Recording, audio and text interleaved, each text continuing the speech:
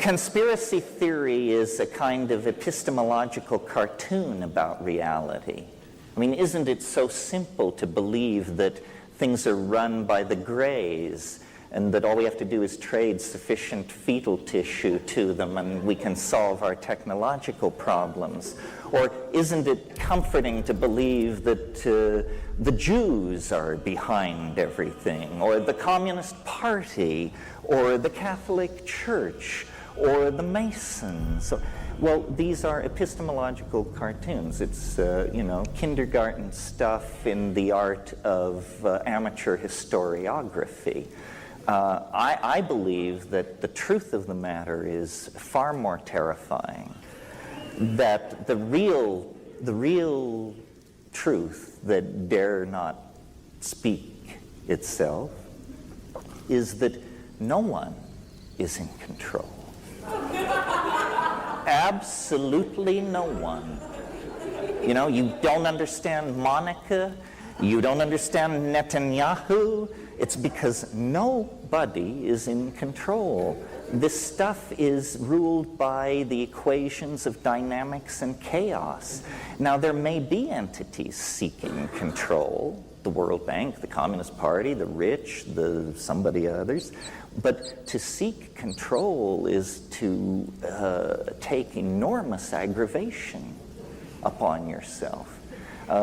Because this process that is underway will take the control freak by the short and curly and throw them against the wall. It's like trying to control a dream, you see. The global destiny of the species is somehow unfolding with the logic of a dream. Hey everyone, Danit Friedman here. I have another Terrence talk for you. Hope you will enjoy this. I think so. Thank you all for turning out on a rainy night. Well, so when I start out on these tours, I usually have an agenda and prepared remarks, and then as I make my way through my venues and I hear the feedback and I feel the ambiance of the people and the throb of the zeitgeist, it all sort of just simply dissolves into an ongoing commentary on our moment in space and time and the various dimensions, adumbrations, and opportunities of our dilemma. But I want tonight to couch it for you in the context of, I guess, an extended metaphor. We could talk about these things many ways, but I find this particular extended metaphor illuminating. And you start hungry.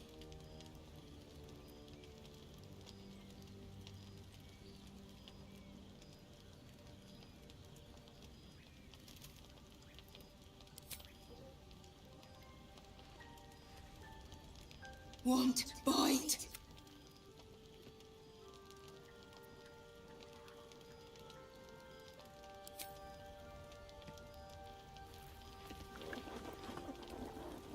Food. Eat. Careful. Once that thing's eaten through the camp, it might start... No. Run. I'm not chasing after it, if that's what you're thinking.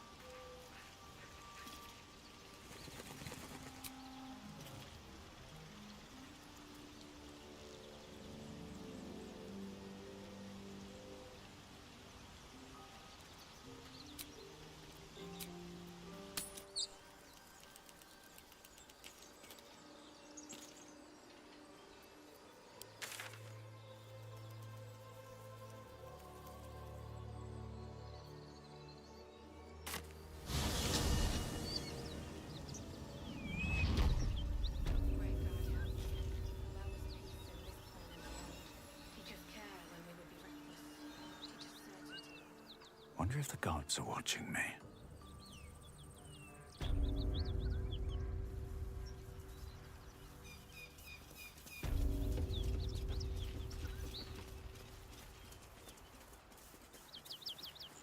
Have a lot on my mind. And, well, in it.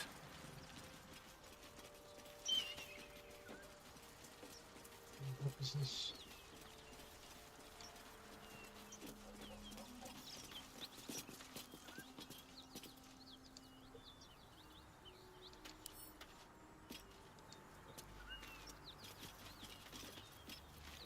Indolence breeds madness.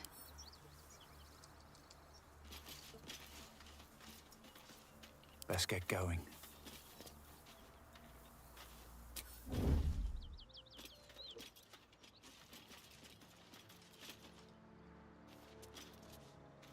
Oh, my hand slipped.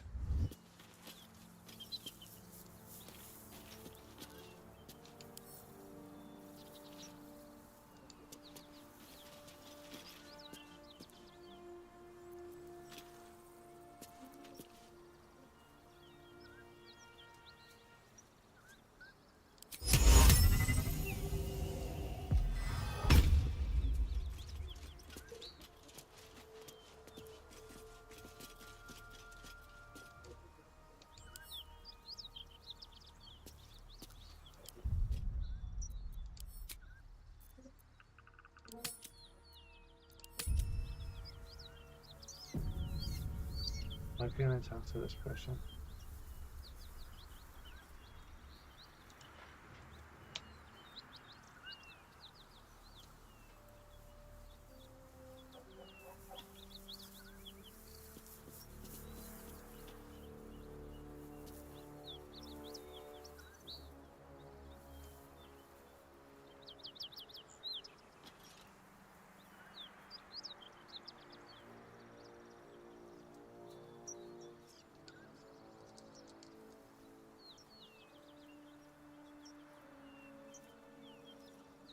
Moving ahead.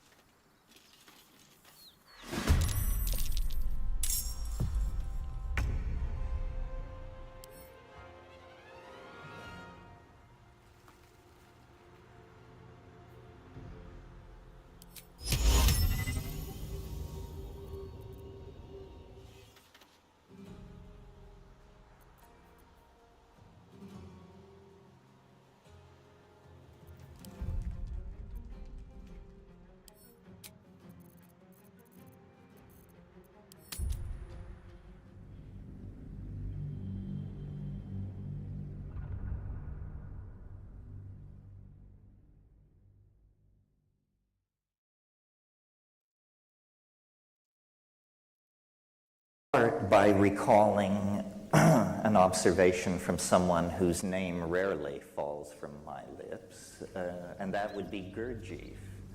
And Gurdjieff said at one point, or was known to comment, that people are asleep, he said.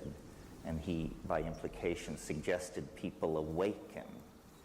Now, I'm not sure if he fully grasped the implication for his own product line had that occurred. But in any case, you're on it, you're with me, yes. It's very hard to give these lectures in such a way so that every person hears something different, which is what is supposed to be going on. What path lies before me? Well, so thinking about this comment that people are asleep,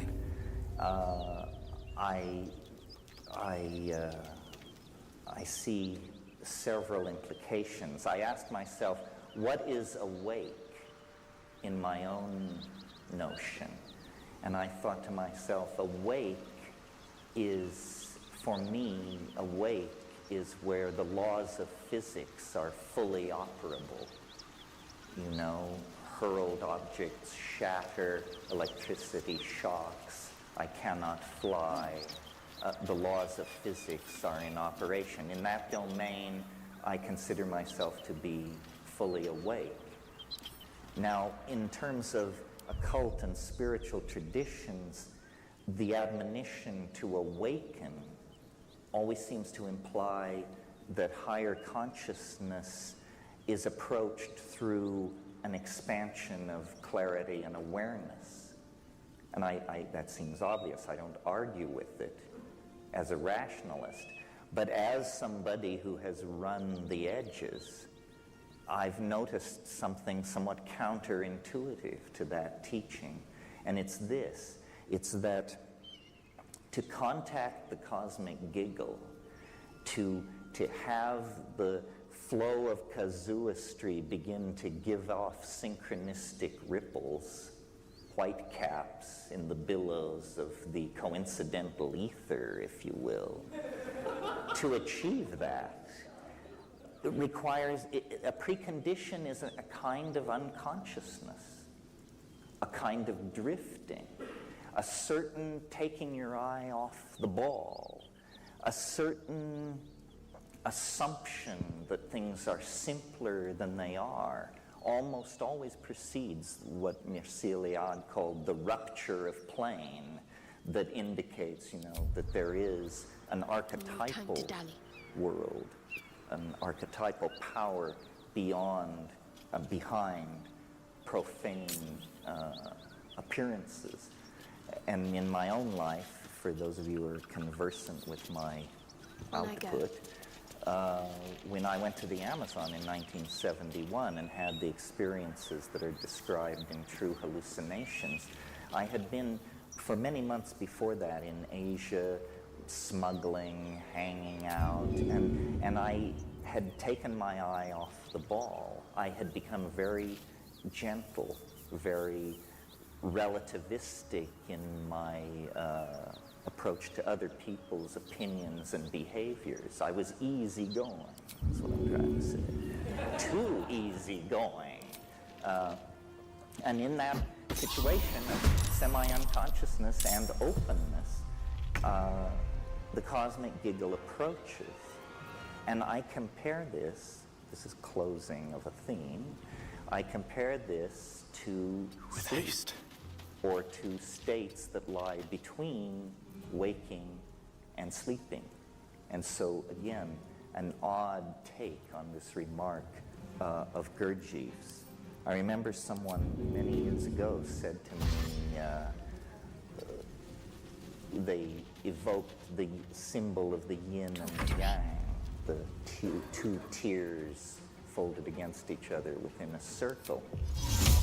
And this person, who was no rishi, roshi, geishe, or guru, but simply observant, said, Forever, pal.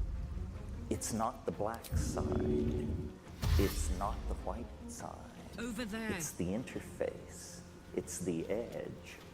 And I've found, by observing sleep And some of you may recall the motto in Athanasius Kircher's My path be Amphiatrium true. Sapientium that's chiseled over the alchemist's doorway. I can't do it in Latin, but it says, while sleeping, watch.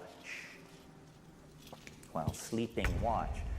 And I've noticed that while going to sleep, there is a barrier, a place in the process of going to sleep that is like a mercurial edge. It's a river, it's a zone of hypnagogia. You often pass through it post-orgasm. It's a place of drifting amoeboid colored after-image lights and then true hallucination. Hidden for now. Images, strange, transcendental or transpersonal. Jimmy on the go. Images. Well, so far in the context of pursuing this extended metaphor about sleep, I've talked basically, essentially about the individual's relationship to the concept, to the fact. But there's also a social or a political, a species-wide implication. Going into hiding. It occurs to me that at any given moment, because of the way the planet is as a thing, some considerable percentage of human beings are asleep, always, and many are awake. And so if the world soul is made of the collective consciousness of human beings, then it is never entirely awake. It is never entirely asleep. It exists in, I guess you can hear me. It exists in some kind of indeterminate zone. And this, to me, is the clue to understanding something that is personally fascinating to me. And it revolves around why people believe such weird things. And why, either as a consequence of the approach of the millennium or the breakdown of traditional values or the density of electromagnetic radiation, or for some reason, a balkanization of epistemology is taking place. And what I mean by that is there is no longer a commonality of understanding. I mean, for some people, quantum physics provides despite the everything. answers. Their next-door neighbor may look to the channeling of archangels with equal fervor. I mean, if this is not a balkanization of epistemology, I don't know what it is. It is accompanied by a related phenomenon, which is technology, or the historical momentum of things is creating such a bewildering social milieu that the monkey mind cannot find a simple story, a simple creation myth or redemption myth to lay over the crazy contradictory patchwork of profane techno, consumerist, post-McLuhanist, electronic, pre-apocalyptic existence. And so into that dimension of anxiety created by this inability to parse reality rushes a bewildering talking your way out of variety. You'll have to of defend your swirling actions the notions. old-fashioned way. Epistemological cartoons, if you will, and conspiracy theory. In my humble opinion, I'm somewhat immune to paranoia. So those of you who aren't, gaze in wonder. Conspiracy theory is a kind of epistemological cartoon about reality. I mean, isn't it so simple to believe that things are run by the Greys, and that all we have to do is trade sufficient fetal tissue to them and we can solve our technological problems? Or isn't it comforting to believe that the Jews are behind everything, or the Communist Party, or the Catholic Church, or the Masons.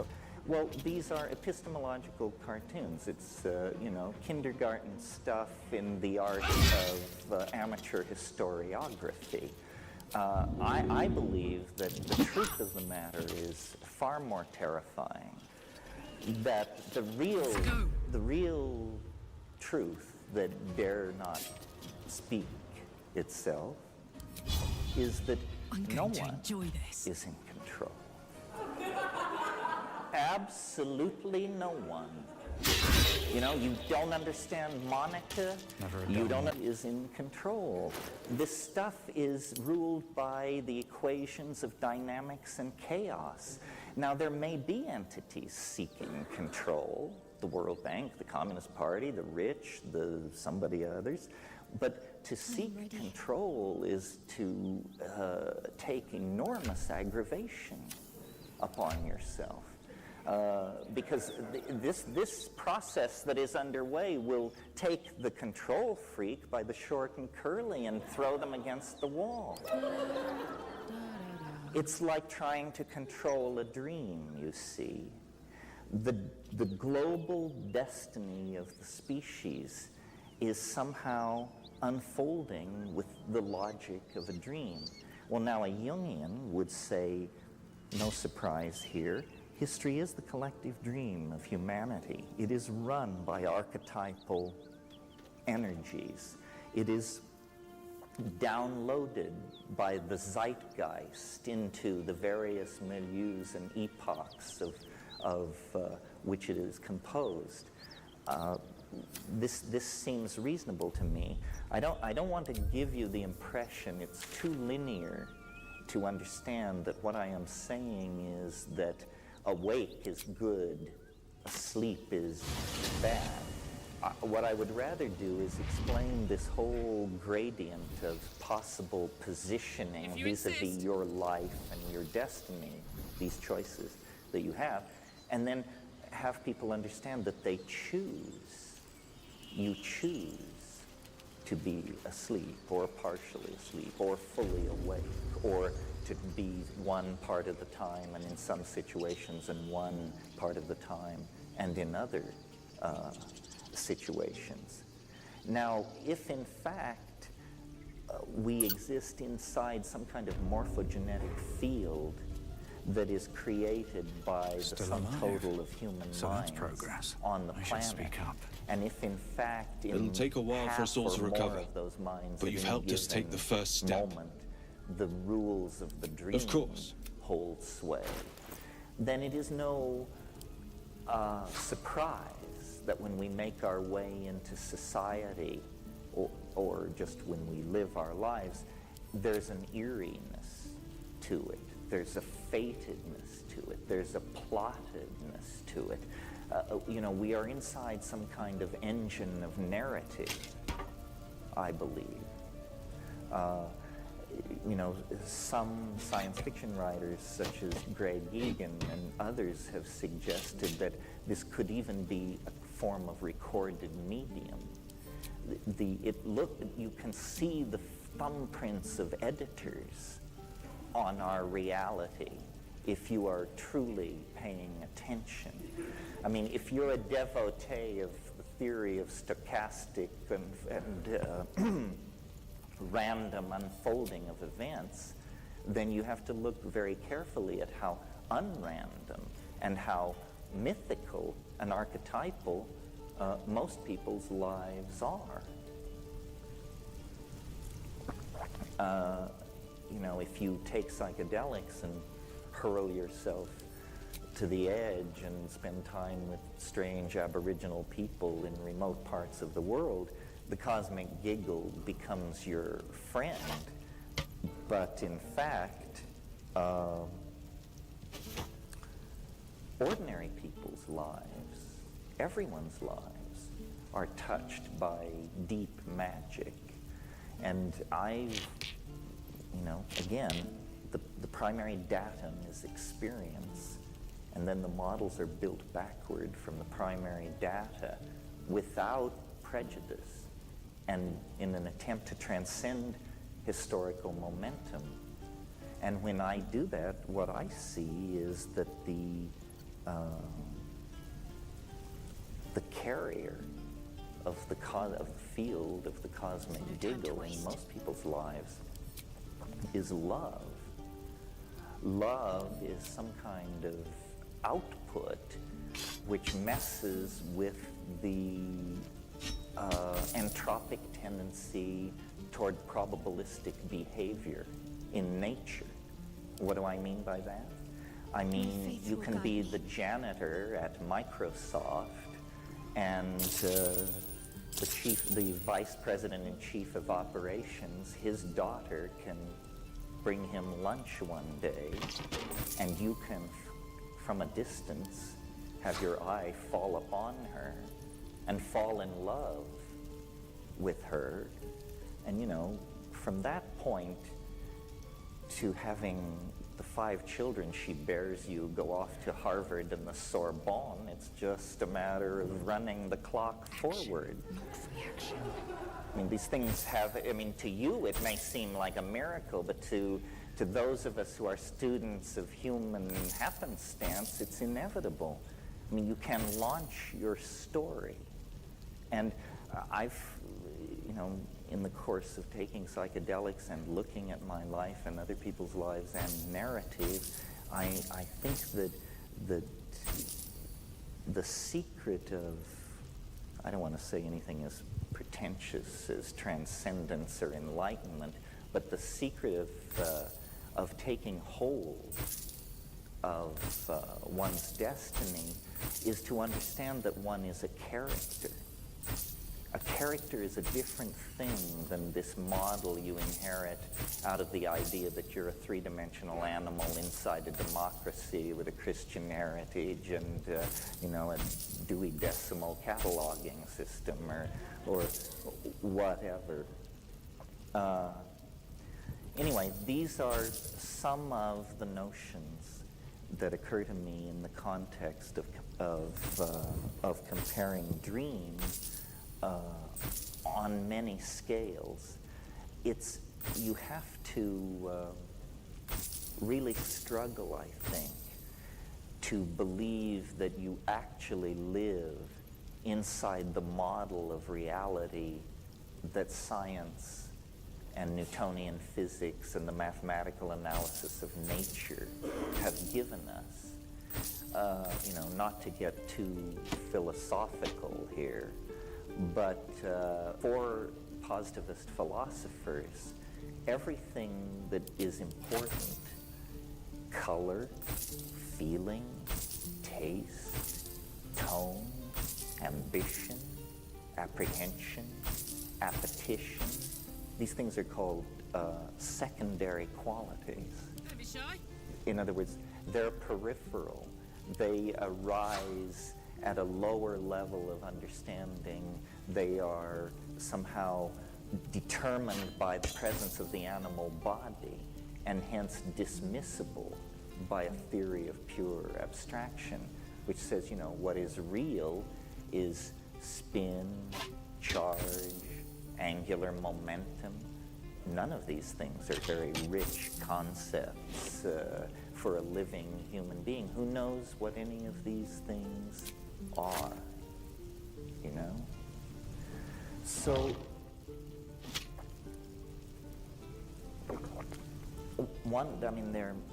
we don't have time in a situation like this to explore all the implications of this dream analogy that I'm pursuing. But one that interests me is the plasticity of time in the dream. And I think I would argue, as the devil's advocate, that it is the plasticity of historical time and the acceleration, the sense of an out-of-control spin up or spin down into new domains of possibility that is the strongest evidence present at hand that we are in some kind of dream. I've struggled my whole life I've always believed, or I've always felt the power of the statement, the world is made of language.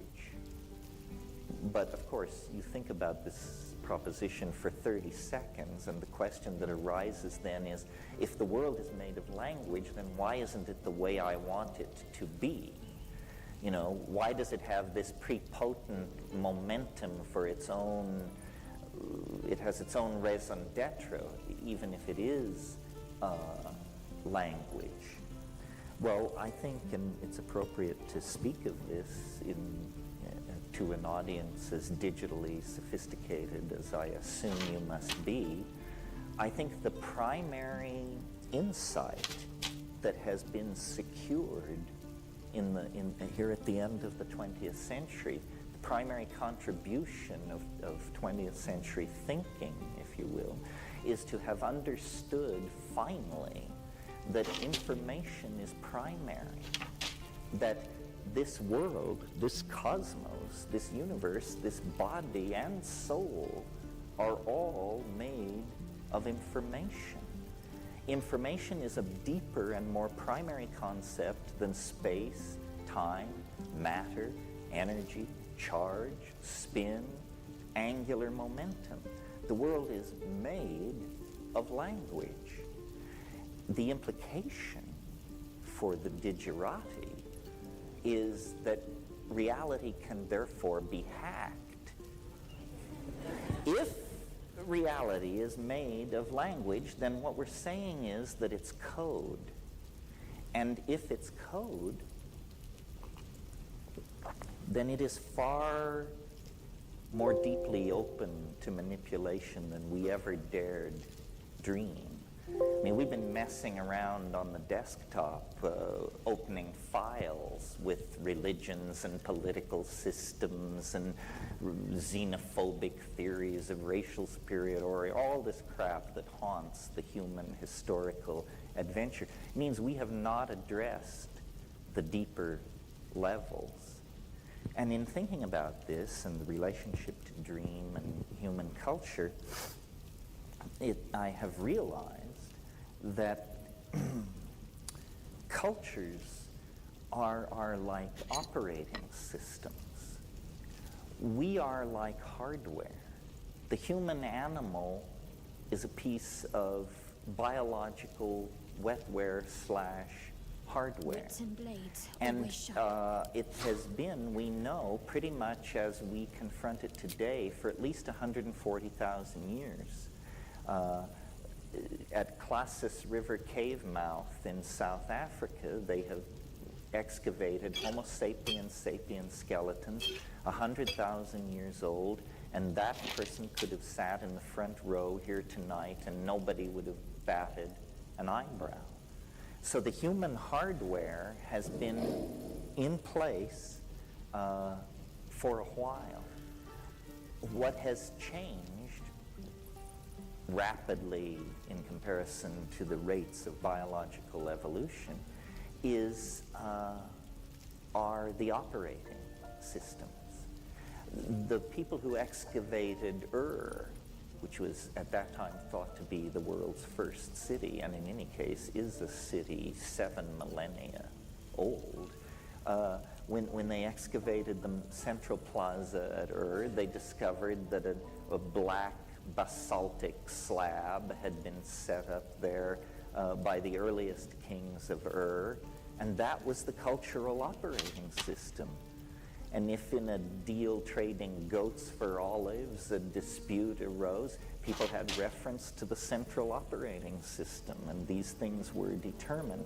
Well, now Ur 101 was fine for olives and goat trading, but it didn't support higher mathematics. It didn't support rational exploration of nature.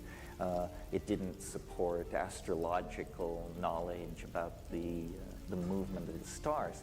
As we have gone forward through culture, we have swapped out these operating systems. And at each swap out, There has been a lot of hair pulling and cussing and May you keep screaming. Anyone who balance. has installed a new operating system is completely familiar with that sickening from the bowels kind of coldness, as you realize it all hangs by a thread. It'll take a while for us all to recover. This But you've helped, situation, of this course. operating system metaphor, I think is a useful one for understanding, and again, a circle closes, the balkanization of epistemology that causes me such anxiety. If you meet an Aboriginal person from the Amazon, for example, they may be running Witoto 3.0 as their operating system. Nicely supports animistic magic, huge capacity when it comes to making fish traps and bird traps. Witoto is a powerful operating system for May a you keep rainforest balance. aboriginal. In our culture, there are, I have no idea, at least 10 or 20 operating systems, all going at the same time. Some will run Mormonism. Some will support Catholicism. Others, Kabbalah goes at the speed of light. Others support quantum physics. Some support econometrics. Others support political correctness. And these things are mutually exclusive. And so looking at this, and looking at this clash of operating systems, I've come to the conclusion, and some of you may have heard me say this before, that culture is not your friend. That's the final conclusion. You see, well, this came to me a few months ago when I had my yearly physical. And as I was buttoning up, my doctor said to me, he said, in the 19th century, most people your age were dead.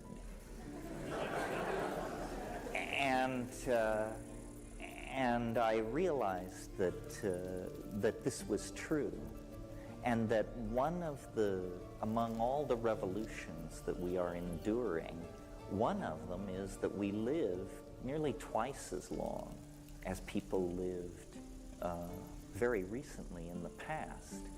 Well, culture is a kind of neoteny. And I don't want to belabor that at great length, but for those of you who are not biologists, neoteny is the retention of juvenile characteristics into adulthood.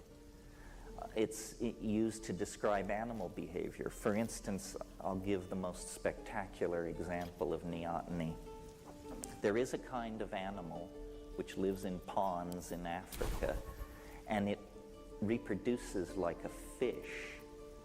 It lays eggs on the bottom of these ponds. More fish-like animals come from these eggs and so forth. However, if the pond dries up, the creature undergoes metamorphosis and becomes an animal somewhat like a gecko and lays eggs, and from these eggs come creatures that are like geckos. In other words, this is an animal which actually achieves sexual maturity in two forms, depending on environmental stress. Spectacular example of neoteny. Turning to human beings, a less spectacular example, but relevant to us, is our general body hairlessness compared to other primates. We look like fetal apes. Human beings look like fetal apes. Why? What is neoteny? Well, this is hotly debated among evolutionary biologists.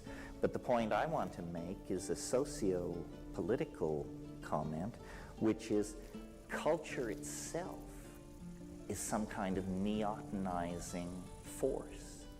Because what culture provides is a bunch of rules, so you don't have to think, and a bunch of myths, so you don't have to think again. culture has all the answers, you know. You want to know where people came from? Well, when the sky god got out of his canoe at first waterfall and took a leak, then we, the true people, appeared like ants, and we've been living here ever since. Oh, huh. Gee, thanks. I'm glad I asked. You know, this is what culture does for you. So,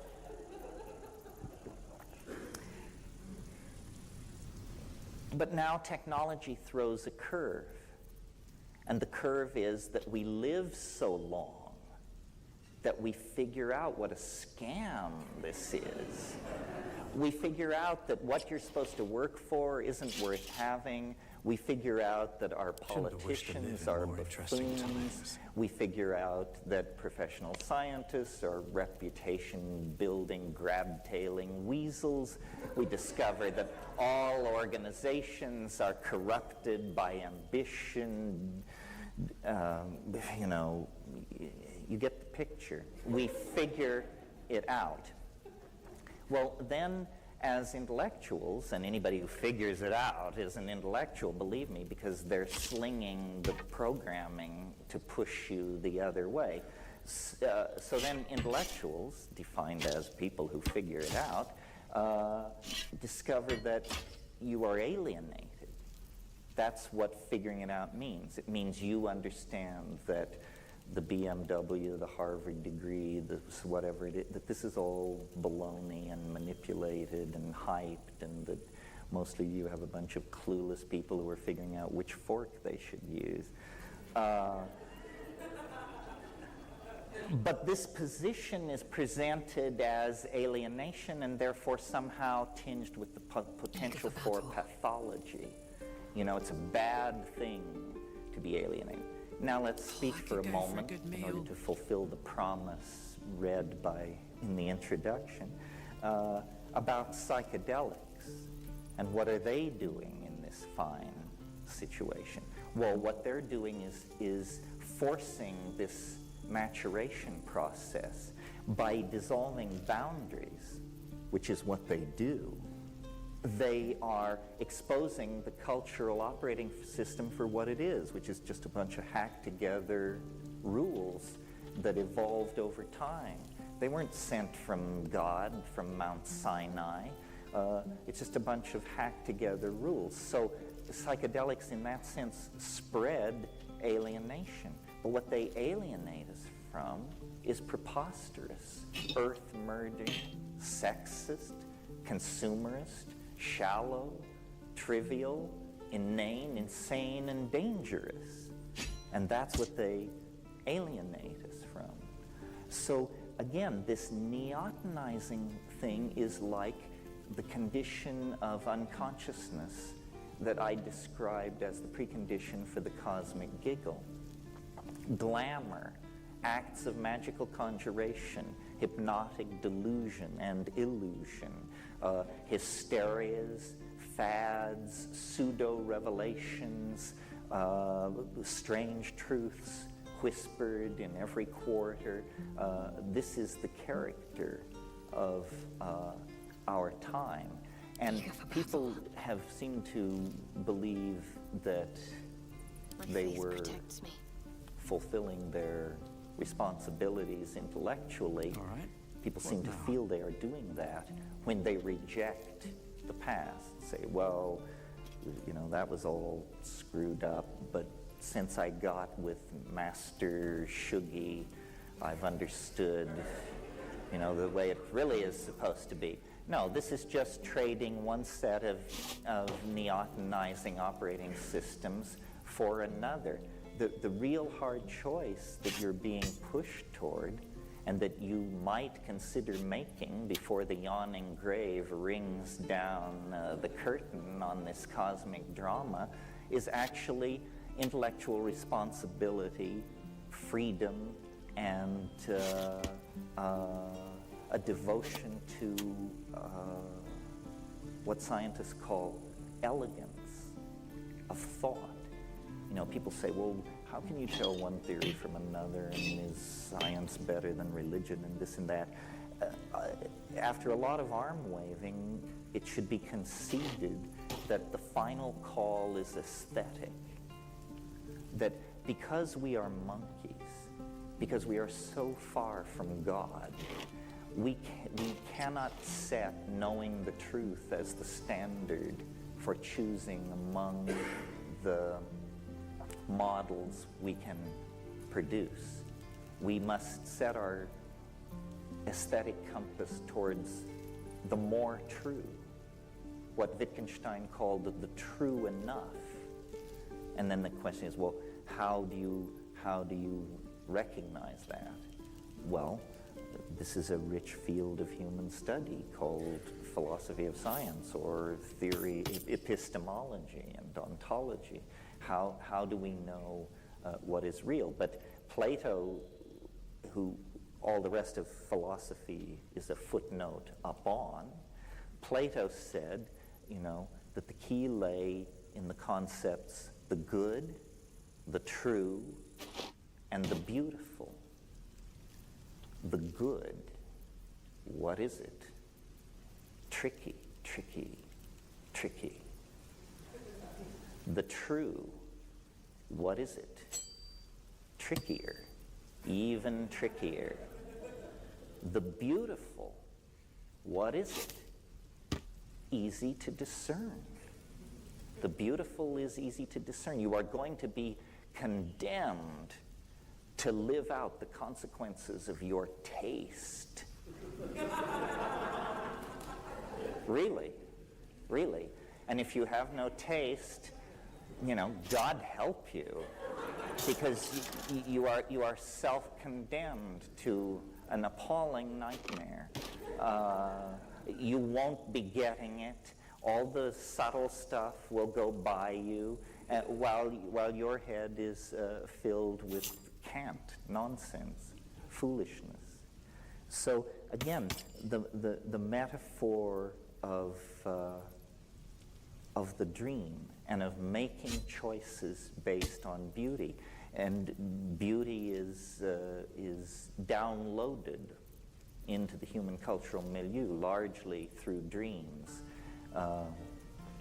Other ideas may also come in dreams, but I think studies have shown that architects, designers, people who are actually at the top of the pyramid in any design process are very aware of their dreams, their reveries, their insights. So that's the way to set the compass, not toward truth, not toward the good, not because these aren't fine things, but because they're so slippery, but toward beauty. And with that in place, to my mind, life, hope follows as a natural consequence. We talk a lot, and I'm sure there are people in this room who are well versed and connected into the world of virtual reality, which is a very hot topic and may have all kinds of implications for our future and the evolution of consciousness. But it's worth pointing out that we have been making virtual realities for a very, very long time. That language, spoken language, is the original code for hacking virtual reality. And when you sit the children down around the fire and begin to tell the old stories and the pictures rise out of the flames, that is virtual reality. And so is, and this is the point I want to make, so are all the artifacts, all the impedimentia of human existence. I mean, a virtual reality built in aluminum, stucco, steel, and glass is not immediately erased the way you clear a screen, and the cost of making it is great. But was a virtual reality. The Agora at Athens, ancient Rome, Canterbury Cathedral, these are virtual realities. Men and women have toiled at agriculture, at warfare, at child rearing, at many, many activities in the long march towards self-definition. But more and more we have, and this is true even of societies that are aboriginal and without economy, when we free ourselves, we are not freed into a void. When we free ourselves, we are freed into the dimension in which art is an obligation. And this is the great turning point. I mean, I think that the design process, whatever that, should be enclosed and included in a coherent plan driven by human values and a thirst for transformational beauty. And I mention this because I believe that many of the people capable of making major contributions to that are in this room or within 100 miles of this room tonight. And we are people of immense privilege by any way of slicing the planetary demographic. Even the poorest among us who wheedled their way in here this evening are in the top 1% of the planetary social pyramid on a planet where hundreds of millions of people are starving. The obligation upon the conscious people near the control surfaces, near the levers of the human machine is immense. So with freedom, and I know this is a cliche, but hopefully not in this context, with freedom of that sort comes enormous responsibility. And it's paradoxical. Responsibility to dream and coexisting and simultaneous with that, an obligation to awaken. In other words, an obligation to make sense, be non-trivial, not to squander resources in foolishness, an obligation to awaken, and an obligation to, at the same time, dream. And then, you know, the rational mind screams out, but this is impossible. This is paradox. But the subtle mind understands that we have now reached square one by openly confronting the necessity for paradox and by openly confronting the fact that we can only enclose our dilemma by speaking in at least two modes at once. We begin to actually honor the complexity of the situation.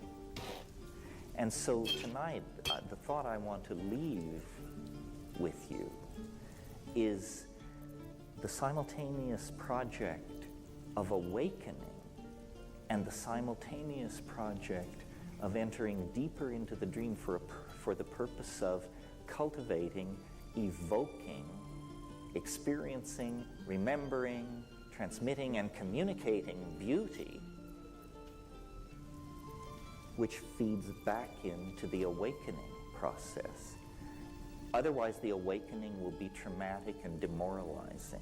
We will awaken to an AIDS-ravaged Earth, to ecotastrophe, planetary warming, complete collapse of any concern for the destiny of future generations. This awakening must not be disempowering. And the mantle that can be spread over the awakening to counteract the possibility of disempowerment is this wish to evoke, realize, and serve the project of bringing ever greater amounts of beauty into the world. I think that's the end of the formal lecture here this evening. Thank you very much. I didn't say, we will have an intermission Soldier. of about 20 minutes, so you can, what do you say, what do you say? And then we will get back But you together solved and both those problems undergo in the one more go. creative process and Of the more course. organic part of the evening, which is Q&A. And for those of you who can't stay for that, back home I will never appreciate believe this. your attention and, May you and keep your Baldur. concern. And thank you all Looking very ahead. much. And we'll assemble here in 20 minutes. Very well. It'll take a while for us all to recover. Of course.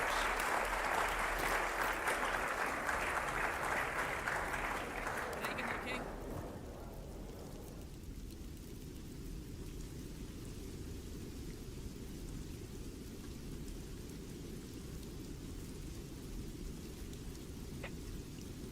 History of shamanic use in the Andes of South America.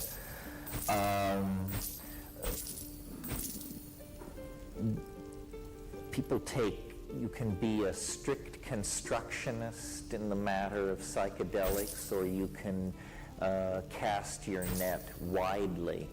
There are many substances in nature which alter consciousness, either stimulate or sedate or create more ambiguous and spectacular effects. I would describe what the effects of datura as a deliriant. Now, the shamans who use these things have special techniques both of preparation and of training that allow them to control or navigate around the more unpleasant aspects of datura.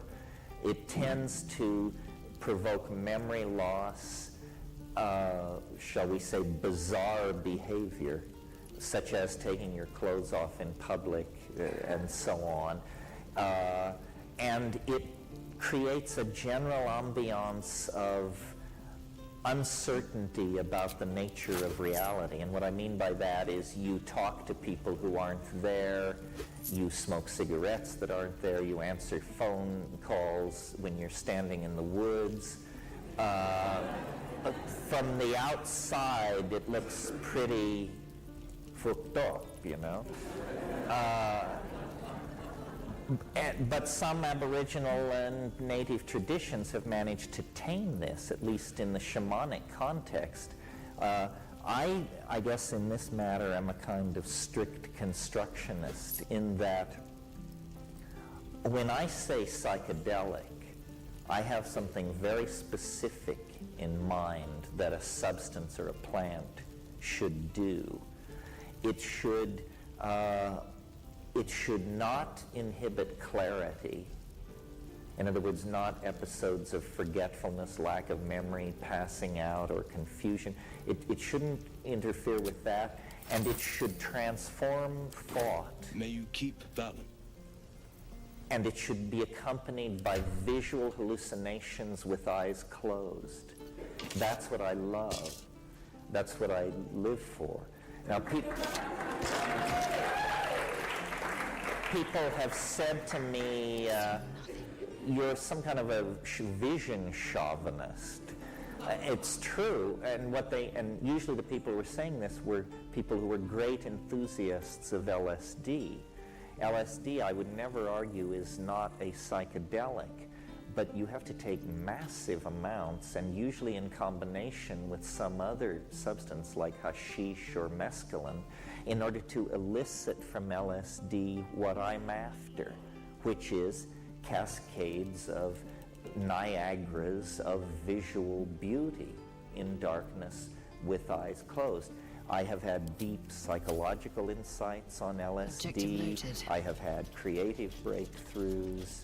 I have one stopped me had yet. bonding experiences, but I found it difficult to get the visions like I wanted them. And the best I worked out with LSD was I would smoke as much Afghani hash as I could at the top of the trip, and then it would do the thing.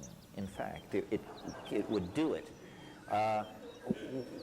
The thing that led me to psilocybin or to grow mushrooms and explore that was the descriptions of Wasson and the early workers, that it was easy to visually hallucinate. And I had read the earlier accounts of Havelock Ellis and people like that, and it was about, if you've ever read in, I think it's The Dance of Life, Havelock Ellis's description of mescaline, he talks about alien buildings, jeweled ruins, fantastically efflorescent rainforests growing and transforming before his eyes. That's what I was after. I wanted not a disturbance in the optic nerve. Like on LSD, you get those little things that look sort of like fans that creep across the walls. That's more like something in the visual cortex than something in the mind. It seems to me, and I was fascinated. And who isn't? I mean, I never hear this question discussed, but to me, it was the obvious question about these visions was, where do they come from? How can I be astonished by the contents of my own mind? And astonished over and over again.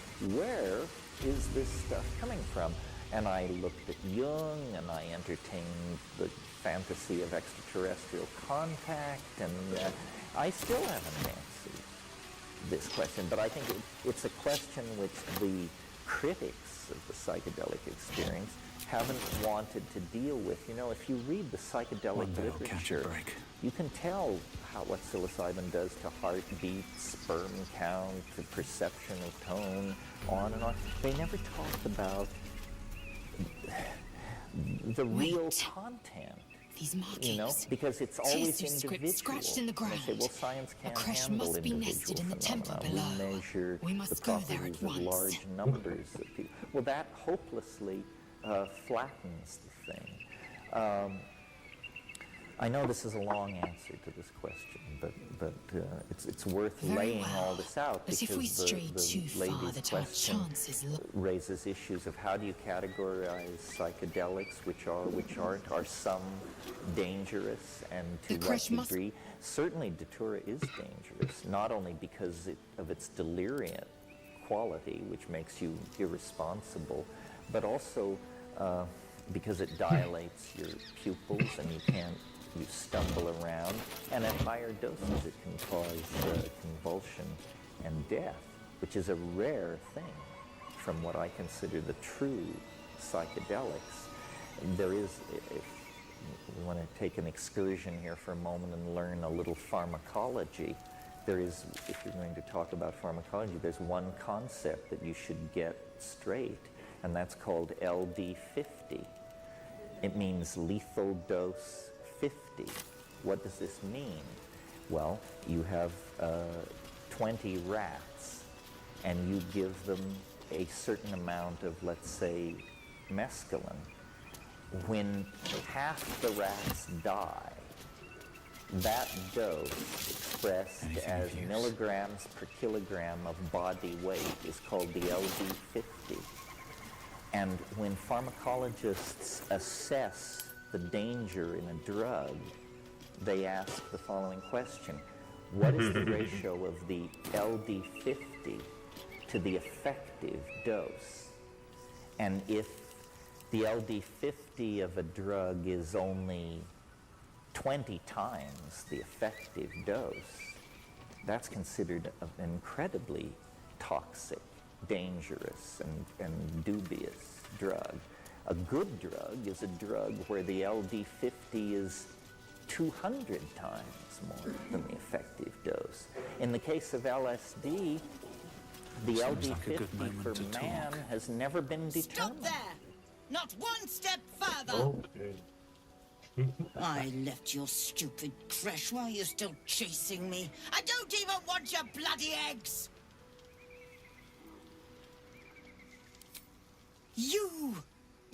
Nod your head, play along. Find out what you can.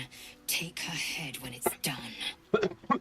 This could be an auspicious meeting, come to think of it. I was hoping to meet our friendly guests.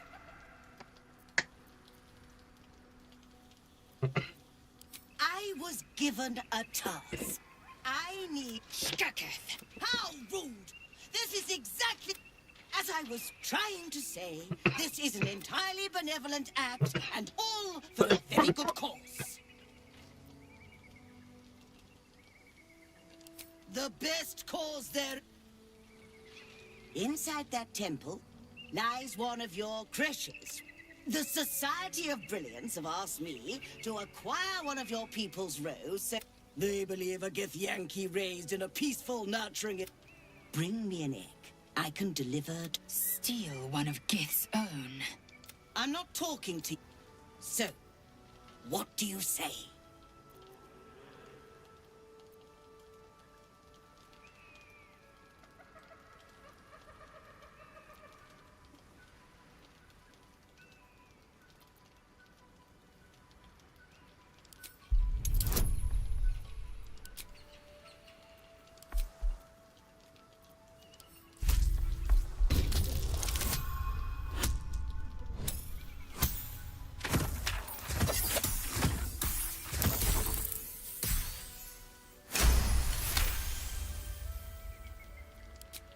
I suppose there is a reason. What? Surrender an egg and... Very well. Here's the money. Now, I expect...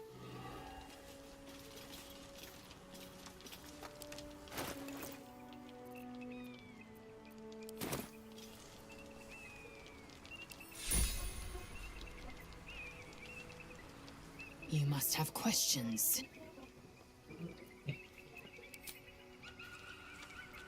Okay. No, can I just kill this lady? I definitely don't want to steal the egg.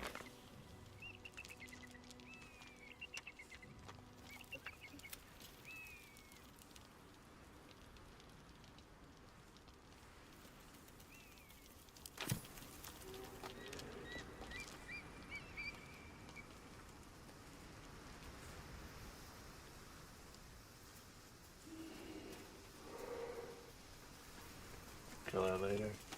Might be useful.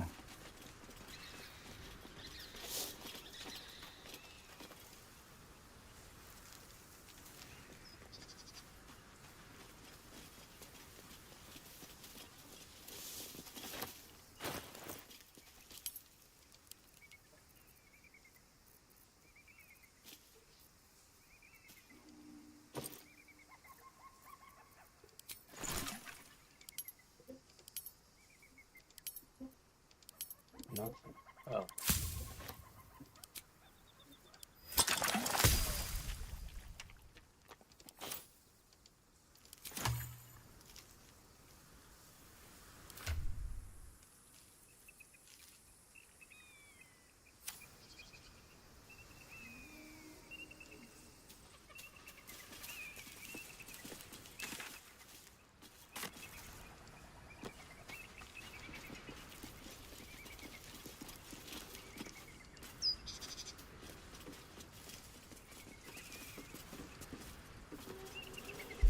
Maybe not.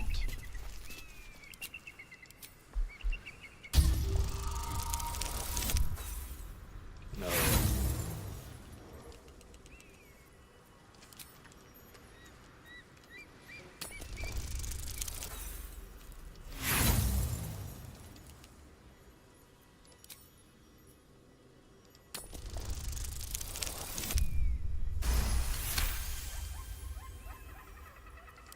That was tough.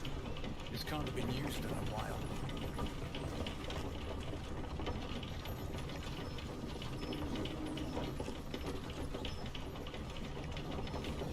Making excuses. That's how safe LSD is.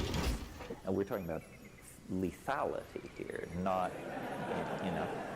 But so and so people say, well, are there unsafe psychedelics? And yes, you just look up the LD50s, line them up, and see which have the better ratios. By that measurement, by that standard, LSD is the most desirable. But the LD50 of psilocybin is very impressive. You know, you can take 100 times the effective dose of psilocybin and expect to live Mescaline, not.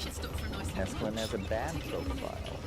As an amphetamine, if you took 20 times the effective dose of mescaline, you would probably die. Of course, an effective dose of mescaline is nearly a gram of pure material, 700 I've got a milligrams. long road ahead. If you took 20 times Time to press 700 ahead. milligrams, you would be taking almost a complete, nearly 2/3 of an ounce of mescaline. And why should you survive? After all, stupidity does have consequences. But really, people always ask the question, are psychedelics dangerous? And they mean physically dangerous. What should be said, and it's recently been pointed out to me that I don't say it very often, is that the biggest danger with psychedelics is that while you are in that open state, some moron will mess with you and either lay a suggestion or plant an idea or manipulate you or scare you or turn you in a way that you wouldn't ordinarily go. And this is why psychedelic etiquette means knowing your tripping partners. People who take psychedelics with strangers at high dose do come back with wild tales to tell, but I don't think you can do that over and over again without having some horrible thing befall you. My mind is not, some people seem more resilient. I am not. People often ask me to trip them. And I won't, and it's not because of concern for the legal system or the fact that I am not licensed for psychotherapy or any of that. It's because I can't stand it when people come apart on psychedelics. I am, if you're interested in this subject, or if you share my sensitivity, read Carl Jung's little book called On the Psychology of the Transference. And then you will understand. In fact, that should be a standard tome for trippers. Understand the transference. Understand what it is, how to fight it, and if this is psychic martial arts, your psychic health will be immeasurably improved by understanding the dynamics of the transference, which is quite simple. The book is not that thick. Now to answer the lady's question, when I took Datura, I had... That's enough! On your feet. Where are you taking us? If this is about that weapon your friend was talking about, we don't have it and we don't know shit about it. Silence! Move! No, I'm not going in there. I won't.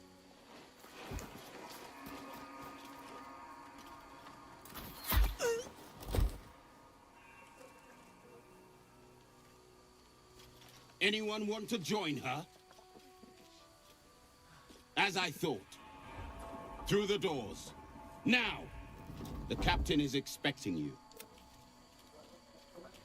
Forward, carefully. These cultists have the crash on.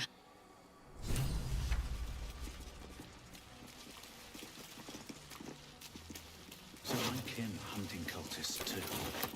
If nothing else, they'll be quick to cut down their numbers. Within the artifact, a feeling stirs. Uncertainty. Your curiosity is getting the better of you. Do not let it. Stay away from the Githyanki. They're hunting you.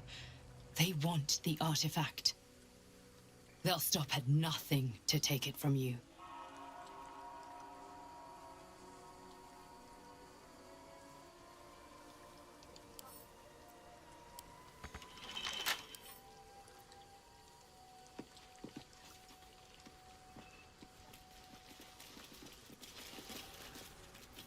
Indolence breeds madness.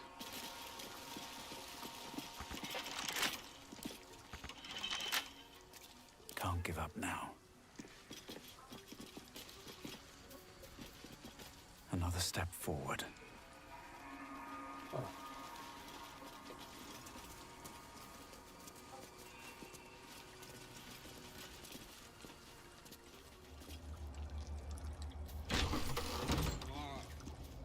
What do you mean, too drunk? It's not possible.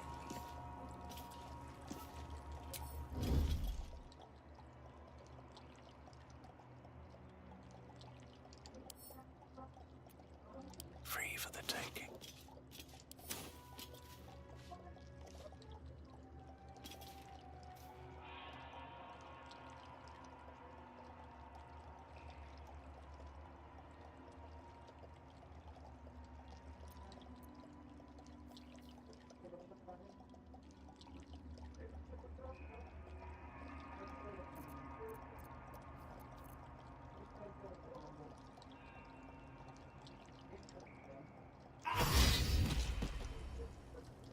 Softer than a whisper.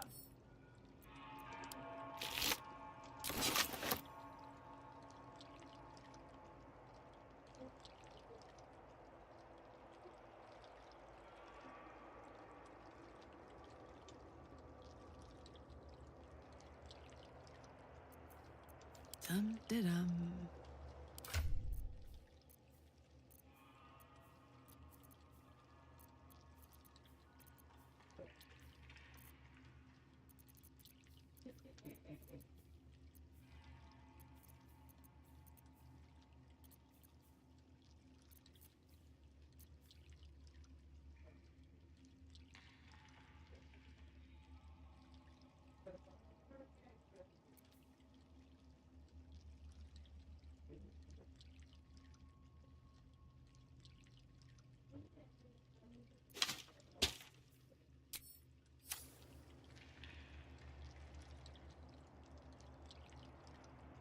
I'm too tall for this.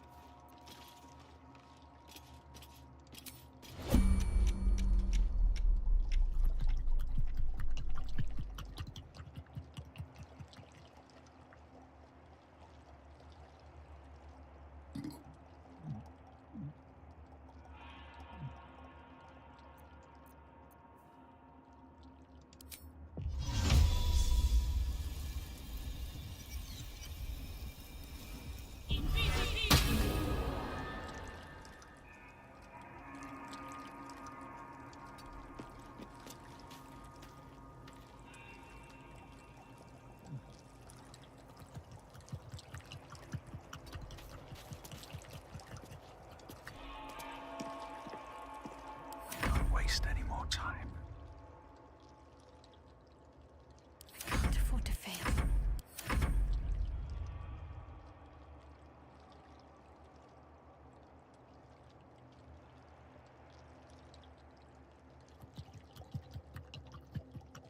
Let's march!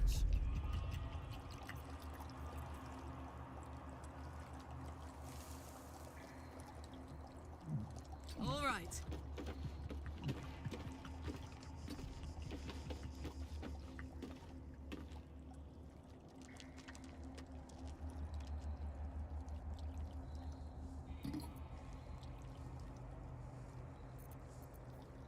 Stealth mode activated. Don't want to think about why my eye is itching.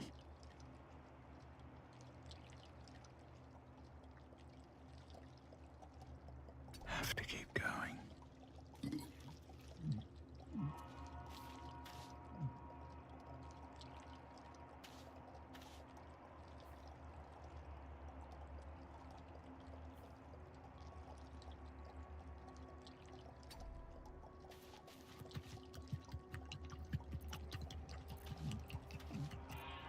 What comes now?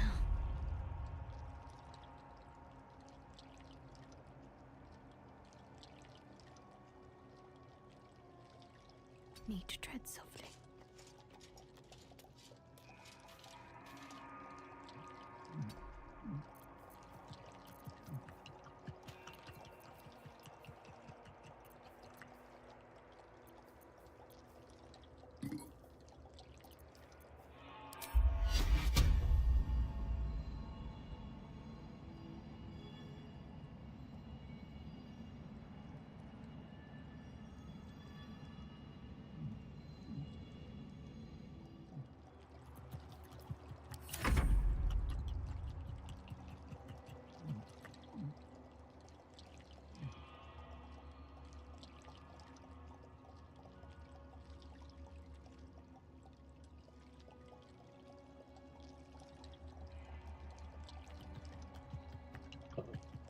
There's alcohol everywhere. I could just blow them all up.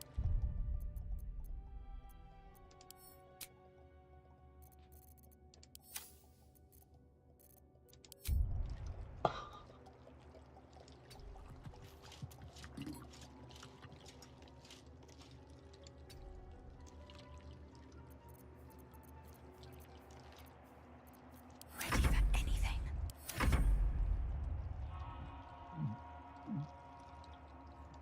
Long and low.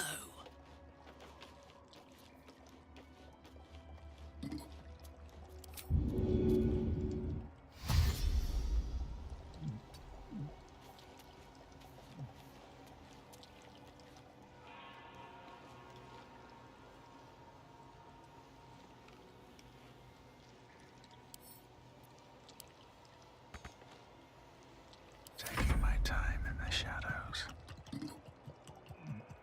Time to press ahead.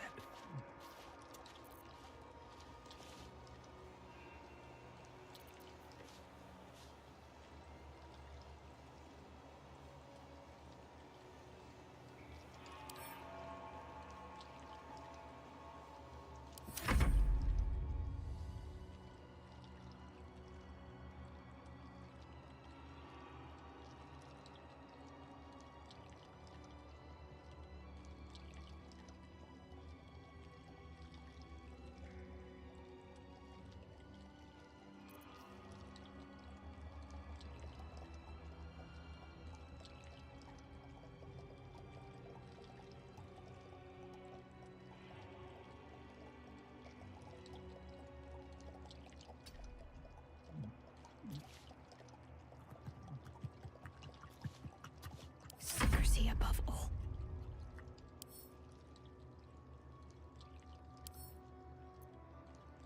I should grab that.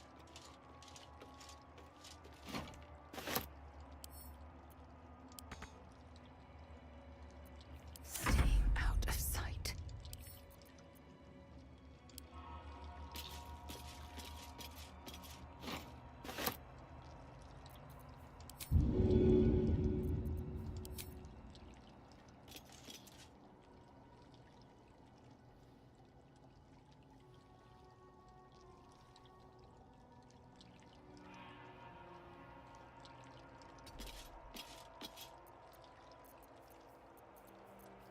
I'd love to, thanks.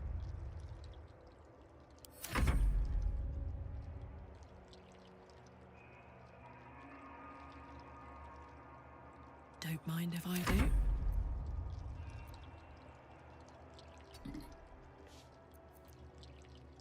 My faith protects me.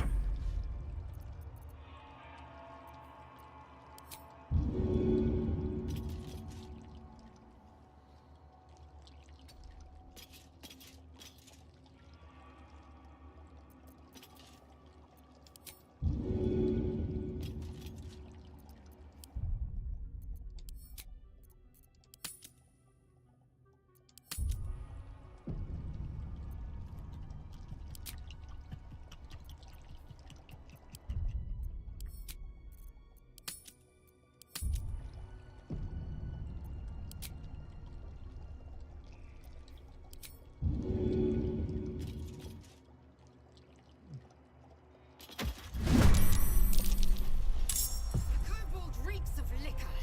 This is no time to go playing.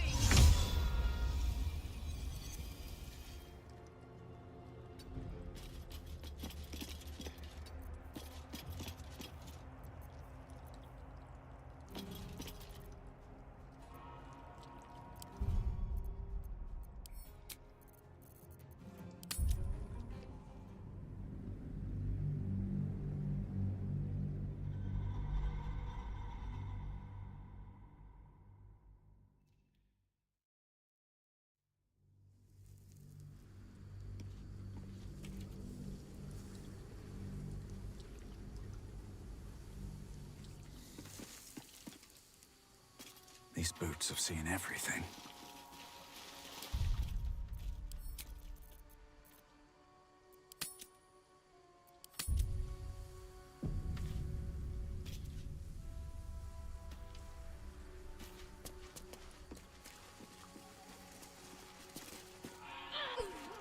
That's enough.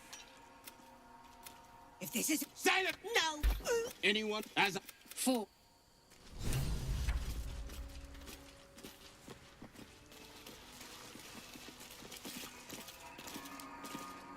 So my kin hunting cultists too. If nothing else, they'll be quick to cut down their numbers.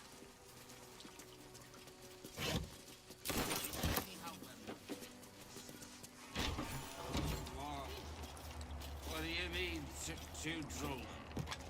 It's not possible. All right, time to skulk about.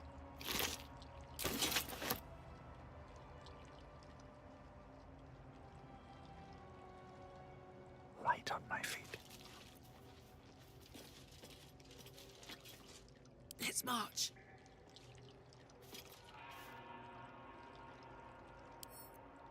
Nice.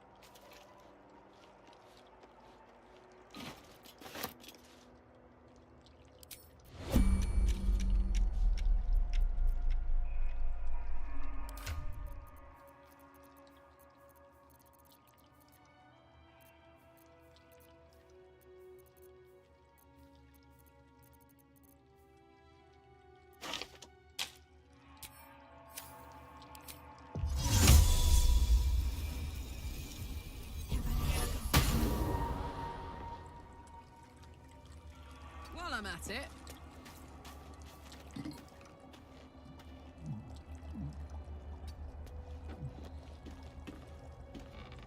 Out of sight, out of mind.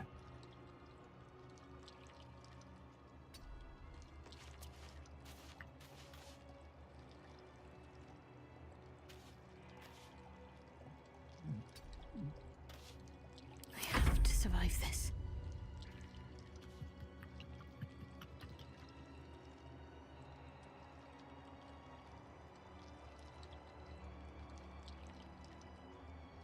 Off I go.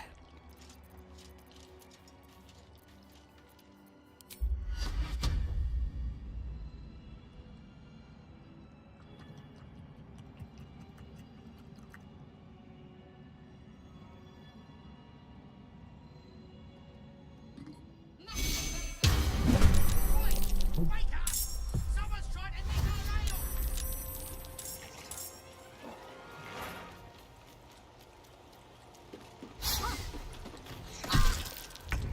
Smell. I recognize that vintage. Those kobolds are 3 sheets to the wind.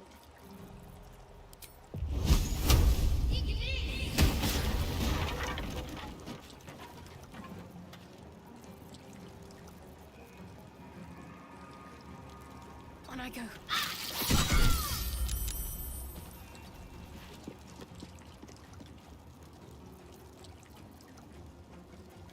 Another fight.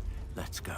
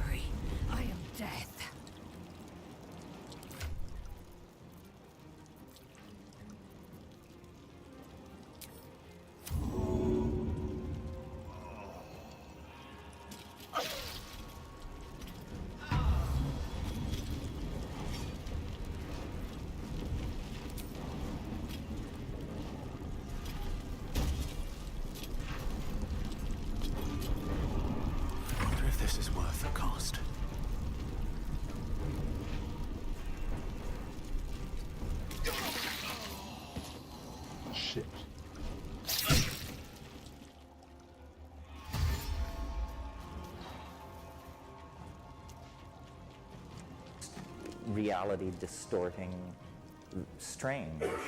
And if I had been a personality of a different sort, I might have followed it deeper, but it appeared to me to be ambiguous and evil. Not evil, maybe evil. What happened to me was, this was in Nepal years and years ago. Nepali shamanism is based in part on Datura, the taking of the seed capsules. An English friend of mine who had the room next to mine took it, and I took it in my room, and it was a situation where to get to the facilities, I had to walk through his room. He and I were friends, but we had a very slight rivalry going for the attention of a woman. And I think this woman was not aware that either of us was interested in her, but we were both aware that the other one was aware. And midway through my trip, I decided I had to go to the bathroom, and so I stepped through into this guy's room, and they were in bed together, having sex, and I guess I went outside, and then the next morning, after sleeping many hours, I encountered the guy, and I said, how was your trip? And he said, it was wonderful. And I said, yes. Well, I saw. And he said, what did you see? And I said, well, I saw that you were with Julieta. Nothing will stand in my way. I thought so too. But she wasn't there. And so, what conclusion do we draw from this? That this stuff is, well, I'll tell you what took me off it finally was about a week later, there seemed to be a rash of this Datura taking moving through the traveler community there in this little Nepali village where I live. And about a week later, I was buying tomatoes in the market, and I encountered a different person with this English friend of mine. And he told me he'd been taking a lot of Datura. And I said, oh, well, that's interesting. I took it. I don't think I'll be taking it again. And as the conversation developed, I realized he thought we were in his apartment. And we were not. We were in the market. And, this tells you it's time to dry out. Anyway, I use that as a springboard to different subjects. You were very patient. Next question. I hope I can remember what my question is. It's a test. I agree that there's something sort of mysterious about where these psychedelic effects come from, and I refer again to the classic psychedelics, psilocybin, LSD. But the fact that you generally need to take a substance or a drug, it's a material thing, does, in some sense, sort of go in a strange way to reinforcing a pretty basic scientific, almost mechanistic view of the universe. And I just wondered if you had thought about that or have any comments. Well, let me try to convince you otherwise.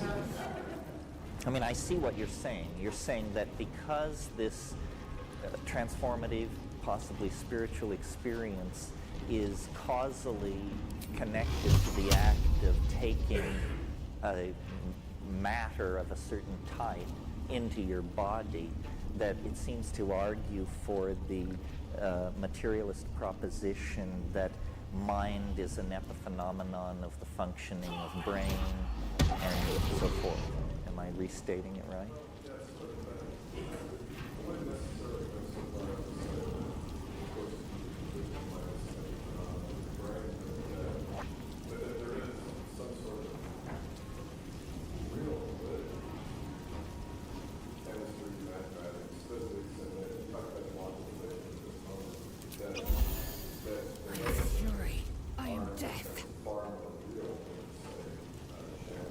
What did you say? Oh, I see what you're saying. Well, yes, I mean, this relates to what I was saying about the balkanization of epistemology.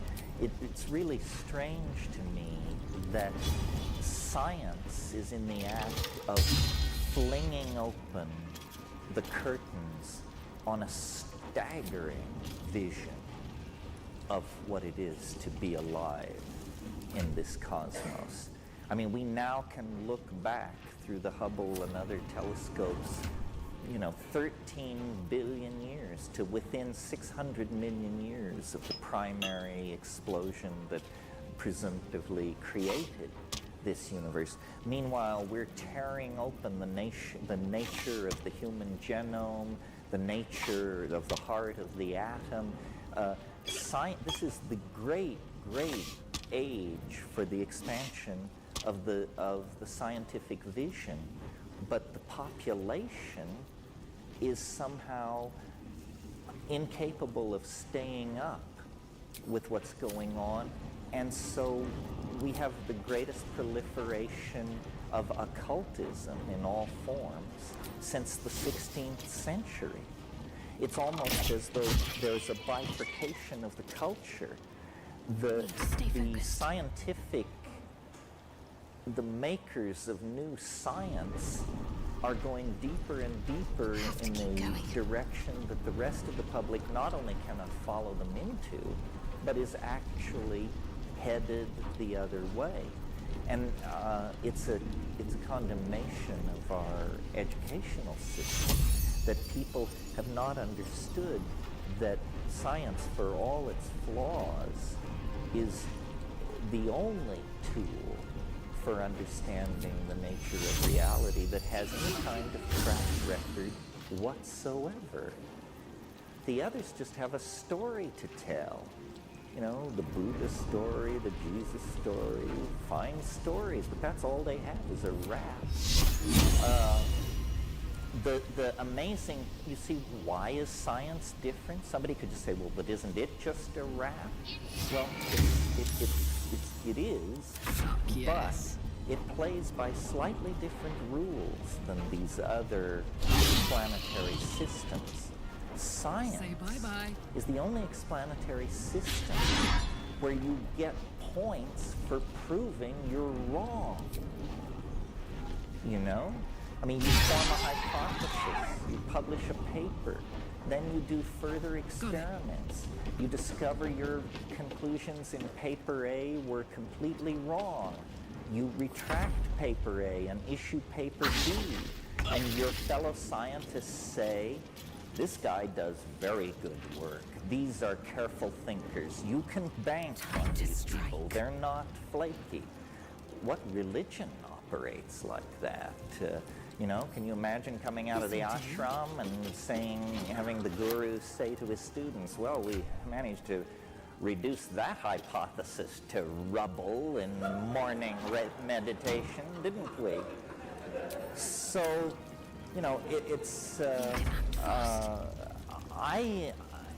and then let me return to answer that question based on my original misunderstanding of it. And I would say this, it is no reduction of the psychedelic experience to say that it is caused by drugs because they are material atomic systems, and therefore we know all about them. Every electron is the yawning mouth of a wormhole that leads to quadrillions of higher dimensional universes that are completely beyond rational apprehension. Matter is not lacking in magic. Matter is magic.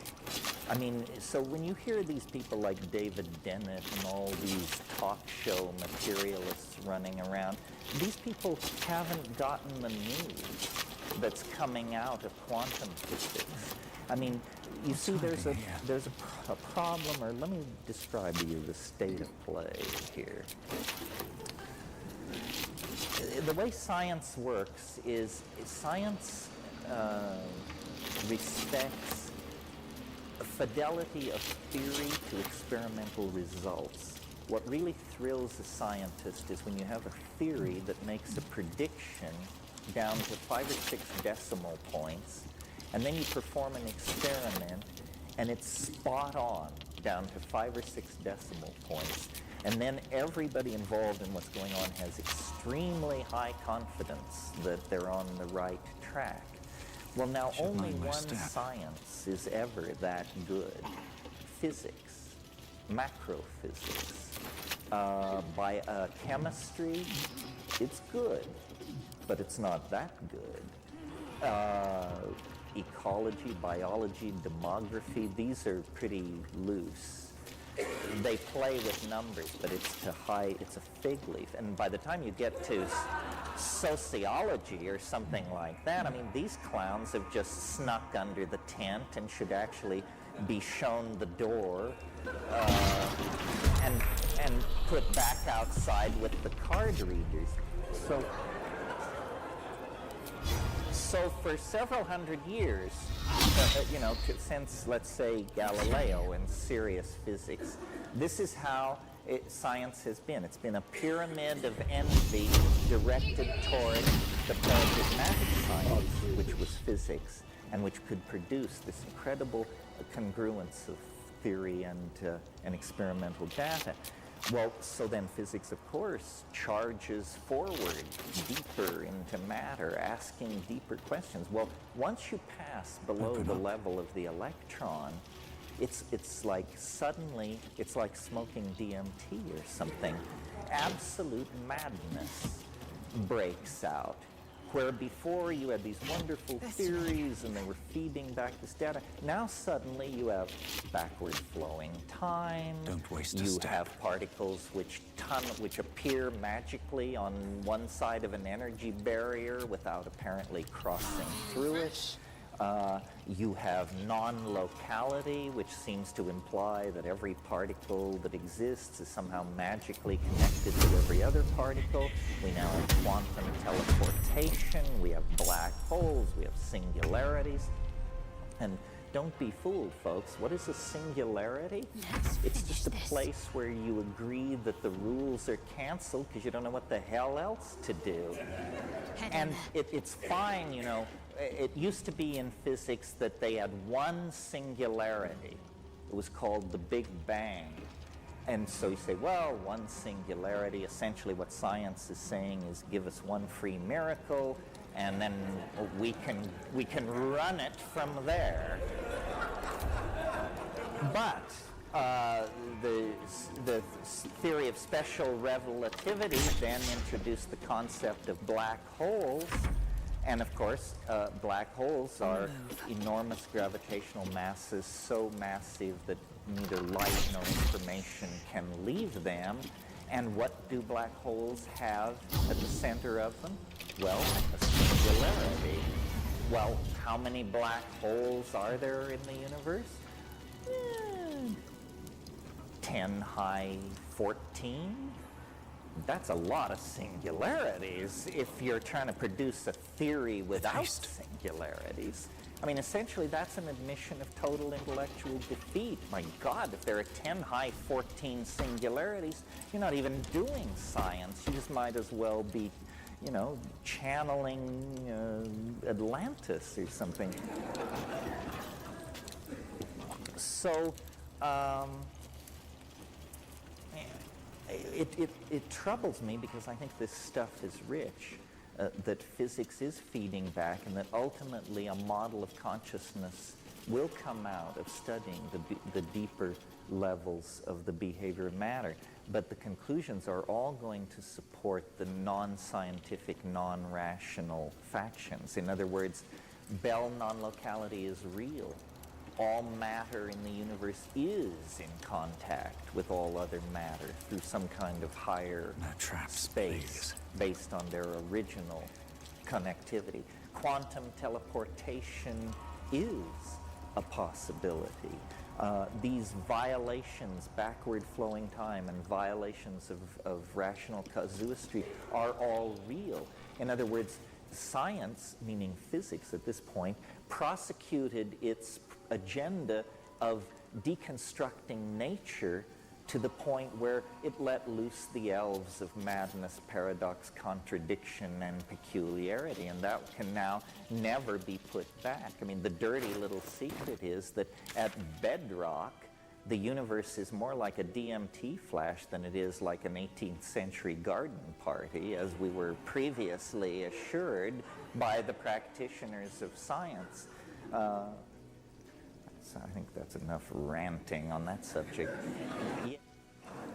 If you want to, if you want to ask a question, I guess what the consensus of the group is to go and stand, or I'll point to you.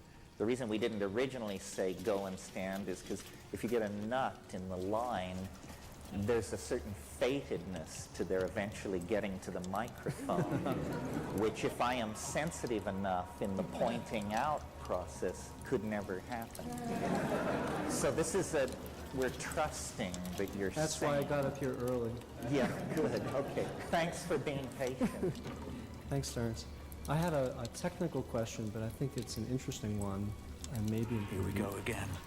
Your name has become identified with the date 2012, because you have said that at a certain moment in the year 2012, an event will take place of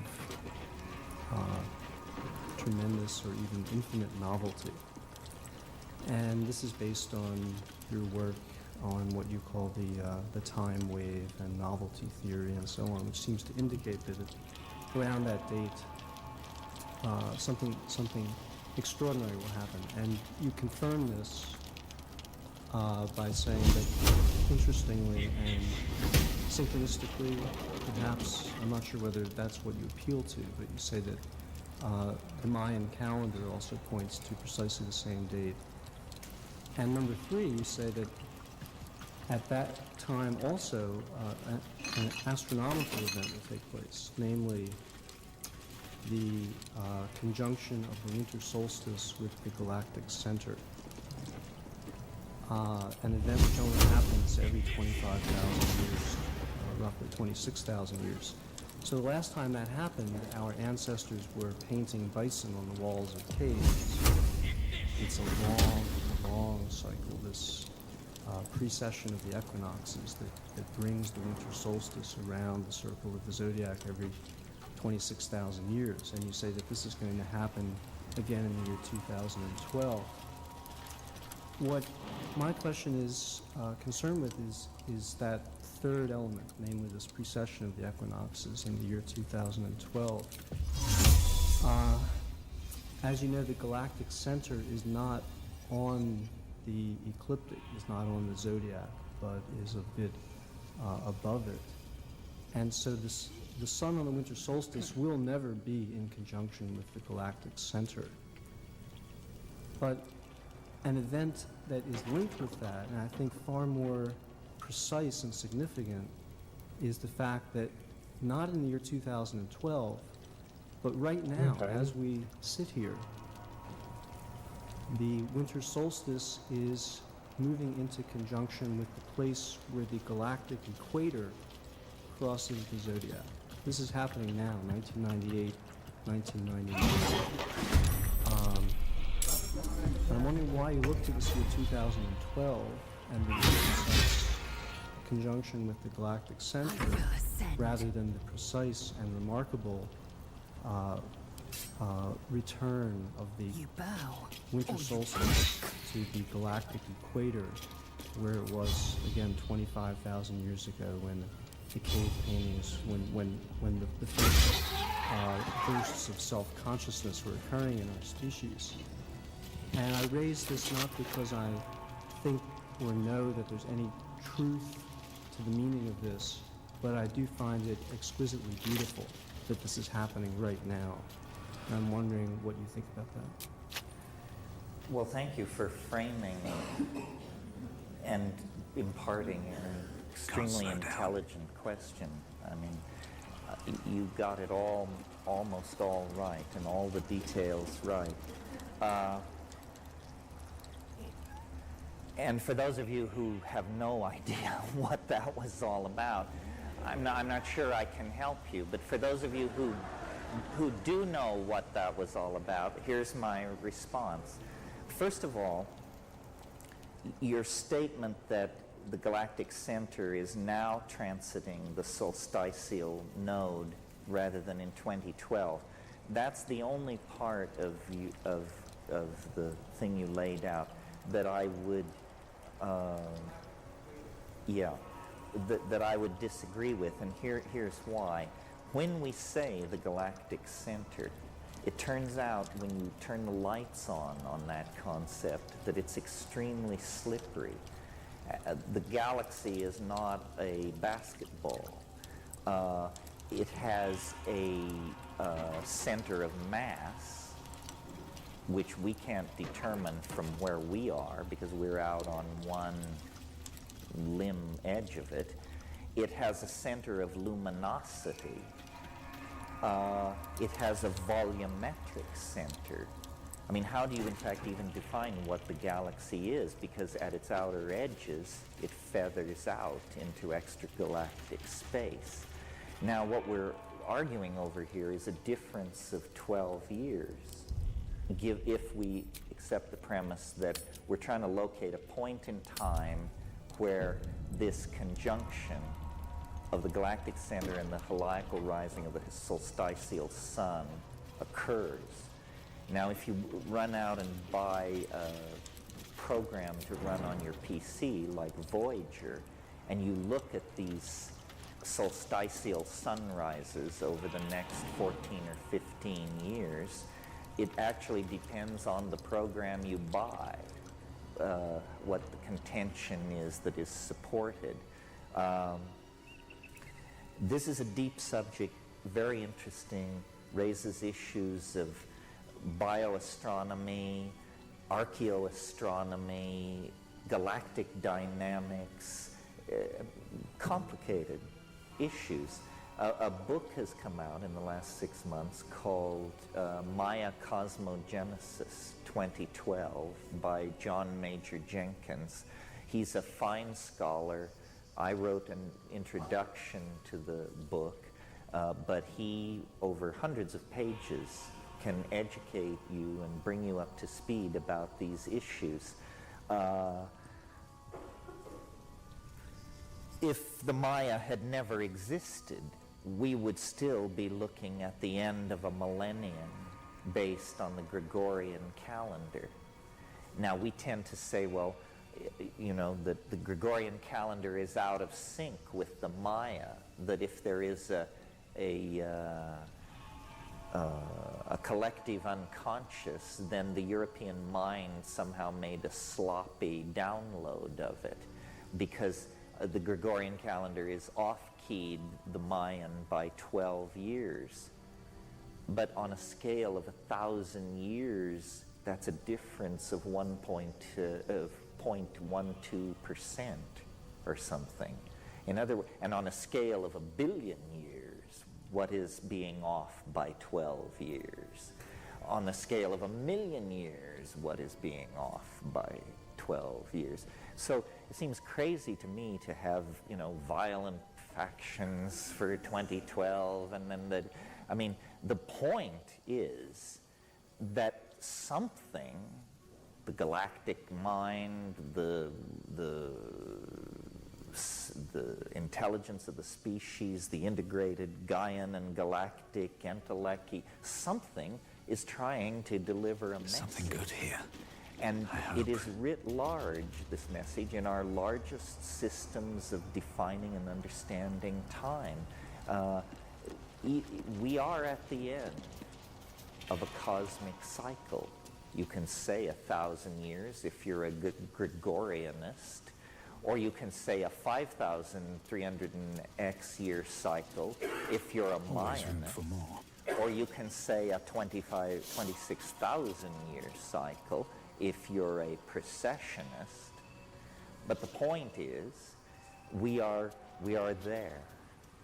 We are there. We are in parking orbit around the eschaton. And, you know, it permeates our lives. All you have to do is sit down, smoke a bomber, and look, and it's there, you know. it is pregnant. We are pregnant with this eschatological breakthrough. And, you know, people want it to arrive in the form of ships the size of Manitoba hovering over the Oval Office, perhaps offering oral sex, I'm not sure. But you see, we are such ephemeral creatures in time. We're like mayflies or something, mayflies who only live for 7 days. In other words, our temporal window of perception is so extreme. I mean, people say, well, nothing much ever seems to happen. Well, 100 years ago, there were no movies, automobiles, airplanes, telephones, internet, atom bombs, antibiotics, DNA sequence, endless. So in the space of, and yet people say, well, nothing much ever seems to happen, you know. An incredible ability to not register radical change seems to be a precondition of existing in the presence of radical change. Now, for those of you who care about my theories in this area of mathematics and deconstruction of the I Ching and analogizing to the Mayan calendar, it is a mathematical game. It is an intellectual game. I discern patterns in nature that cause me to believe that science, which I recently praised, You must have questions. Has overlooked in very important aspects of reality that you don't need an atom smasher or a DNA sequencer or a probe to Ganymede to register. And what do I mean by that? Science has overlooked two aspects of nature that as you sit here, I believe you can hear my case and that you will find in my favor. Here is what it is.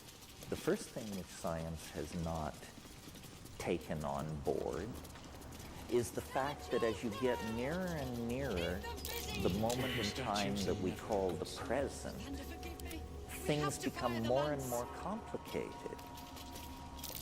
Now that may seem like a trivial statement, but there's no reason for the universe to work like that. Why does the universe go from simple to complicated? Why do you get, at first, moments after the Big Bang, an ocean of free electrons at such a state of temperature and energy that no molecular bonds can form? Atomic systems can't even form because the bond strength is overwhelmed by the thermal energy in the system.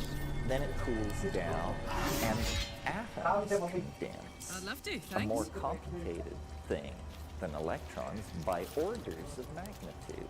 Further cooling, further nuclear cooking of the most primitive elements, hydrogen and helium, in gravitationally aggregated masses called stars, cooks out the heavier elements. What's inside? They emerge. They were never seen before until fusion began to occur in these hydrogen masses. And these fusion processes cook out iron, sulfur, carbon. Bingo! Carbon molecules. Now, an order of magnitude in their complexity greater than atoms, as atoms are compared to electrons. And then, you know, and I'm compressing 13 billion years of emergence here into 30 seconds, then out of the molecular soup you get long-chain polymers. Out of the long-chain polymers you get molecular transcription systems, i.e. prebiotic stuff. Out of that you get non-nucleated DNA. Out of that Within nucleated the artifact DNA. of Out of that stirs membranes, organelles, organisms, higher organisms, differentiation of tissue, curiosity our is getting cells, the better culture, of you. language, technology, and Do the not let it. eschaton. Now, Stay away from the Githyanki. why this is so obvious, I mean, leaving out They're the hunting eschaton, you. if you like, but They all the want the rest of artifact. it is They'll stop is at totally nothing to take it from self-apparent. you. Why doesn't science take that on board as a major problem in the description of nature, the emergence of complexity? Well, you ask a scientist, they say, well, you see, these are separate domains of nature. How atoms become molecules has nothing to do with how animals become human beings. This is bullshit.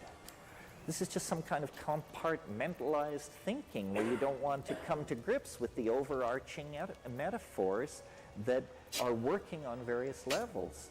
The advent of the understanding of the fractal ordering of nature now makes it clear that voting patterns in Orange County, distribution of anemones on the Great Barrier Reef, and the cratering of Europa all follow the same power laws. So that's the first thing which science has staring in the face The blood and has of never Lathander, taken on board. spilled in holy battle Now, with Sanister, I said there were two things. immortalized The here second for thing all to worship. is related to the first. So they killed the blood of Lathander here. A double shot of espresso. You're really getting your money's worth here. The second thing which science has taken on board, has refused to take on board, is that this process of complexification that I just described to you, as you approach the place in time called the present, happens faster and faster. That was not necessarily implied by the first observation. The first observation was simply that there was a process which was moving from simple to complex. Now we have the concept of a process which is ever accelerating as it moves from the simple to the complex.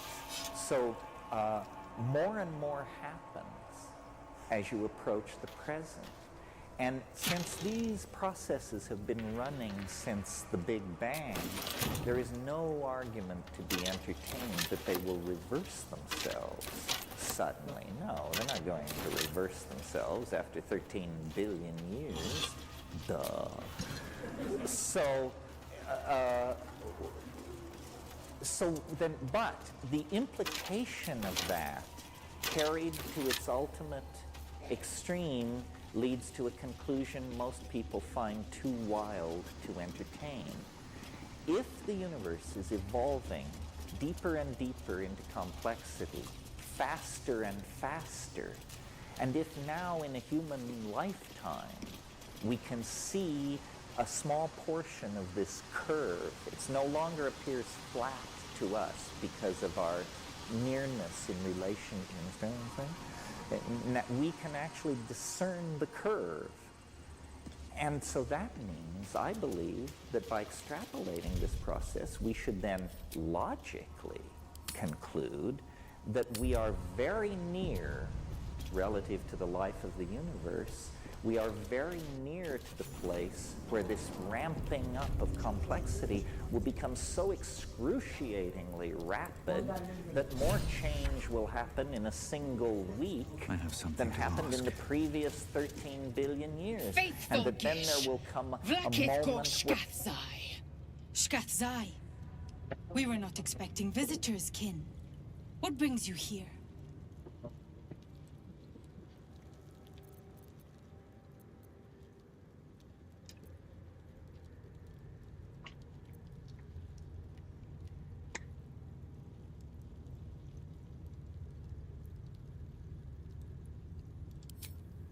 You are infected! A gate thrall is something to eradicate, not reason with. The faithful may be purified. This is Vlakith's protocol. Fine. Let the Gustil carry out your fate. Report to the infirmary at once. And step carefully. Kreshia watches you.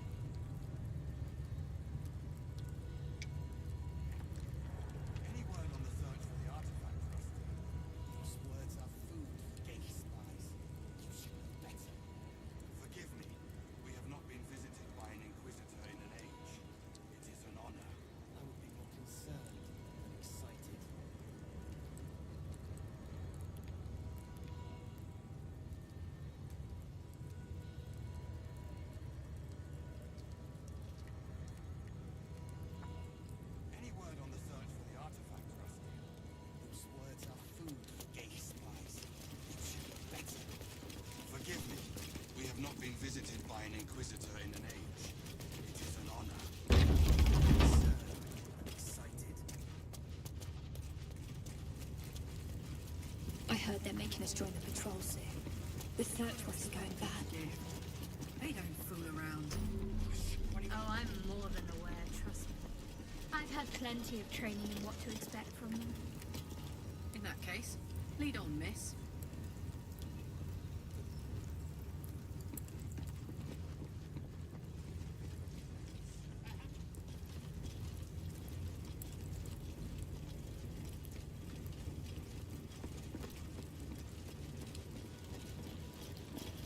You stand before a truly resplendent portrait. Blacketh herself. In the corner of the painting is a small symbol you can't quite place.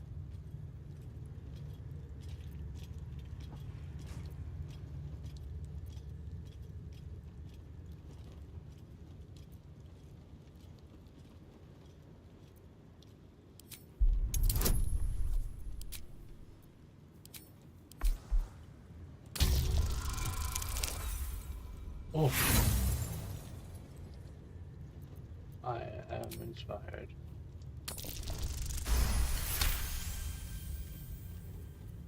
You remember, it appears to be a depiction of a comet.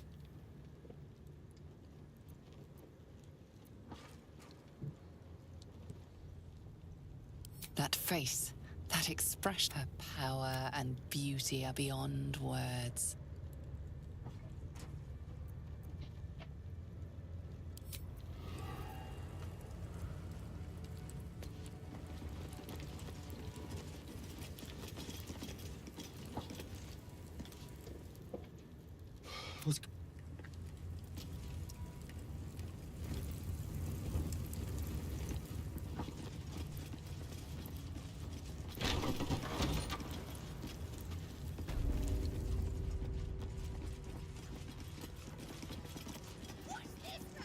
You're from the outside, aren't you?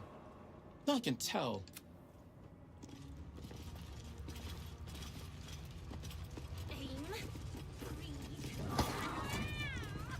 This precious bugs look entirely too soft for my liking.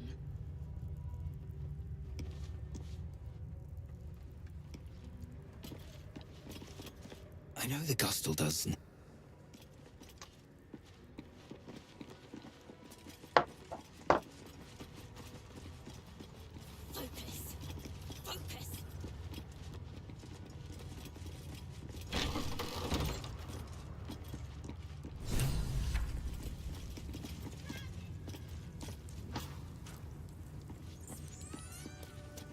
Parasite. Vertical incision from pineal eye to end of notochord. Intestinal coloration consistent with samples 231 to... If you require treatment, take a seat, kin. Go on. You know what we require. Well then.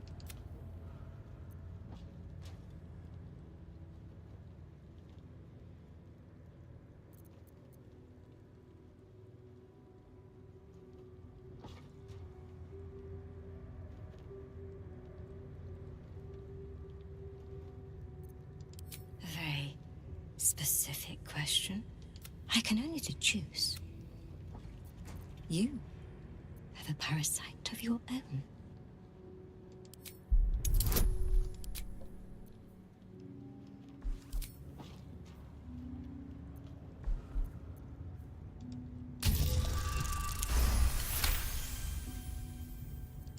Your assumption is correct. My experiments have been vital in supporting... Few of our kin understand that wars can be fought. Tell me, what is your understanding of ceremorphosis? Clearly, the tadpole is a parasite. Once it consumes enough of your brain matter, every fiber, every sinew of your being is torn apart and reformed into the repugnant flesh of a geich or illithid. That is Cero. Cursed is the day. First, the Nautiloid's arrival, then the geich. Though, you are like nothing I've seen before. Either your tadpole is special. Go to the Zaithisk. I will ensure you're cured. The apparatus at the top of those stairs. Quickly now. Most of our kin never get to experience the Zaithisk. Blackith smiles on you.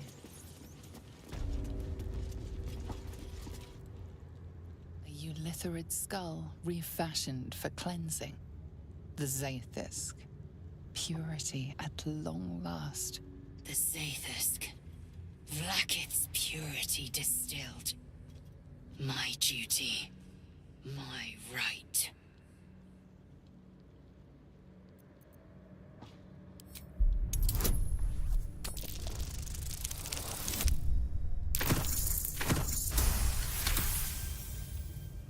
The device is an ingenious synthesis of illithid anatomy and metal alloys. It hums with psionic energy, hinting at paths into unknown minds and unseen planes. Stand aside! My time has come.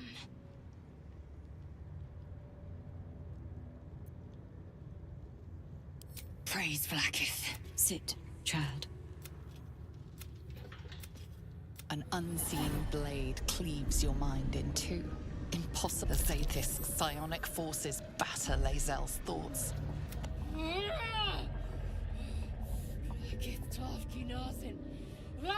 Yes, child. Speak the Talakit. Meditate on its verses. You feel Lae'zel's mind rip and rupture. Is this purification? Is this the cure?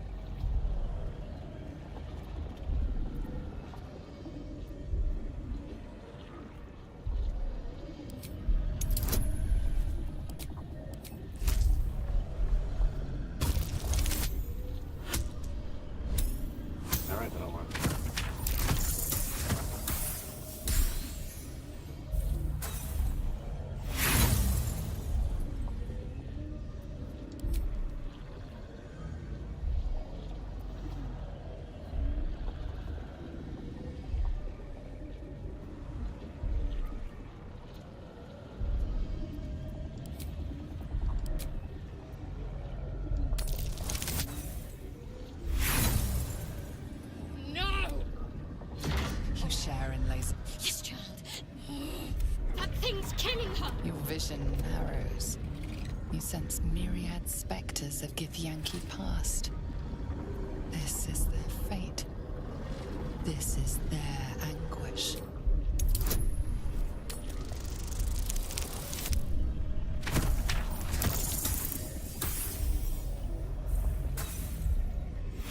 The pain is too great. The visions flicker, but refuse to come into focus.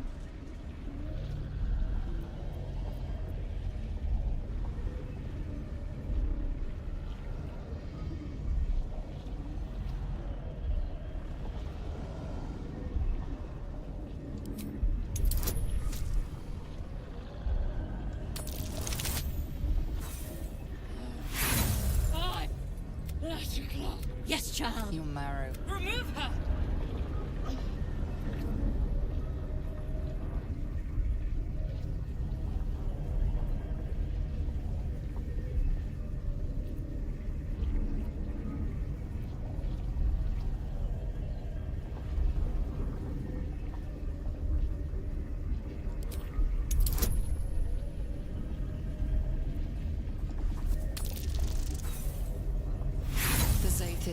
Enough! Skagga! I am Githyanki! I will not be gay! My life's work! God, and yet she... Her voice cuts with a fanatical edge, an obsession bordering on mania. If there's a chance the parasite lives, she wants it.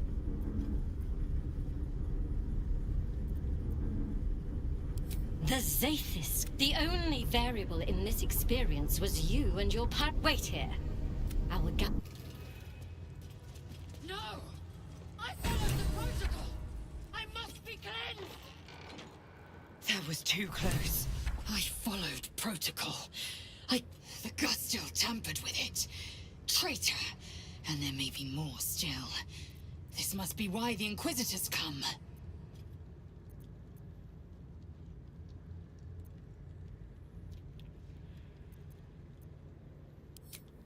Thank you. Now hurry. We must go to the Chirai and inform him of the Doctor's sedition.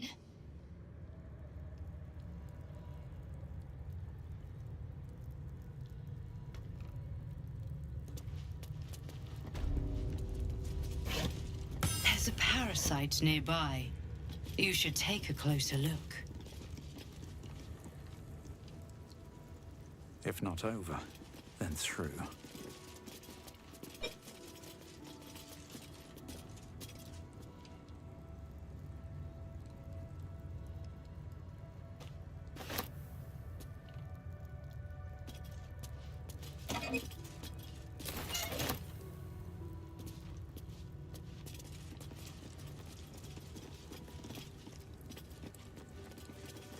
A parasite, brimming with magic. Take it.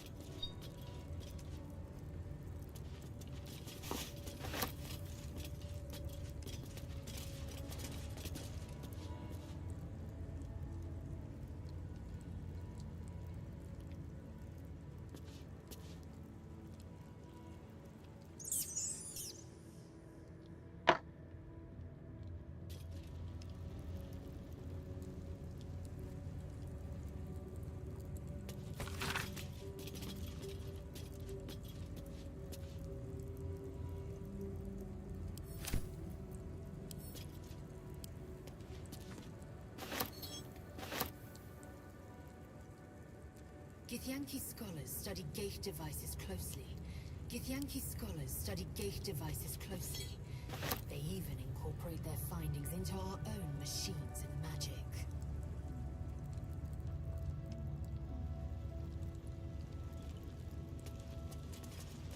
Better not be cursed. If everyone else minds their business, I'll be fine.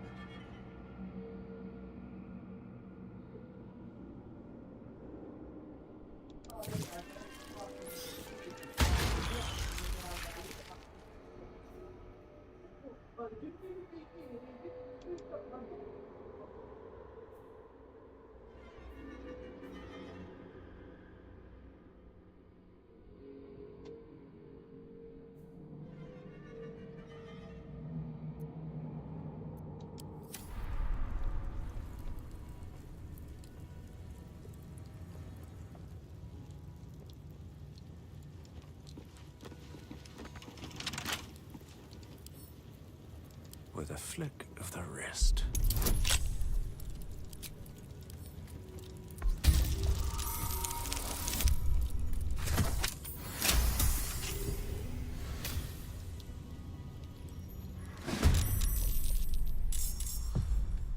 Oh, we have to fight?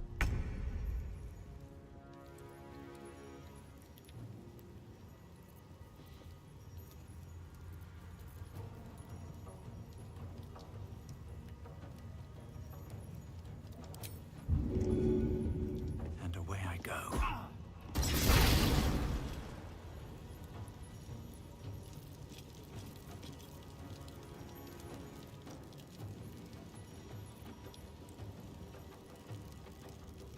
These boots have seen everything.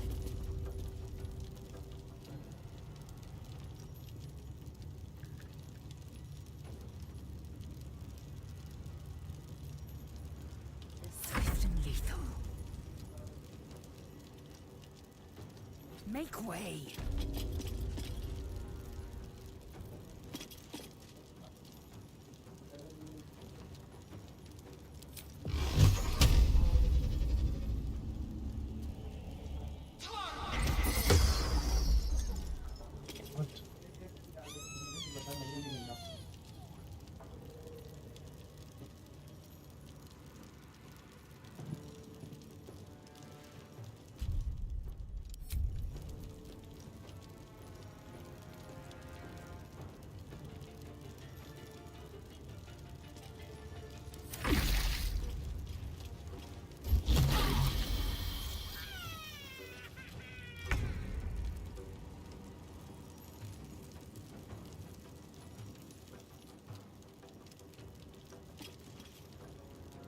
Got to press on.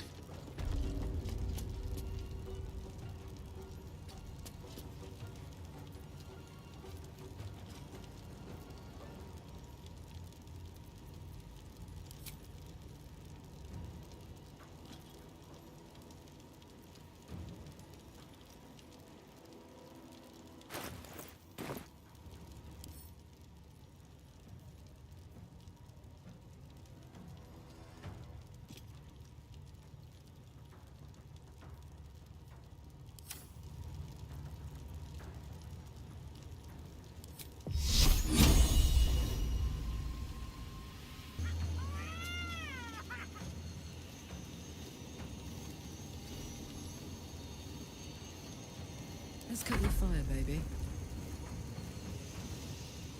Find a route.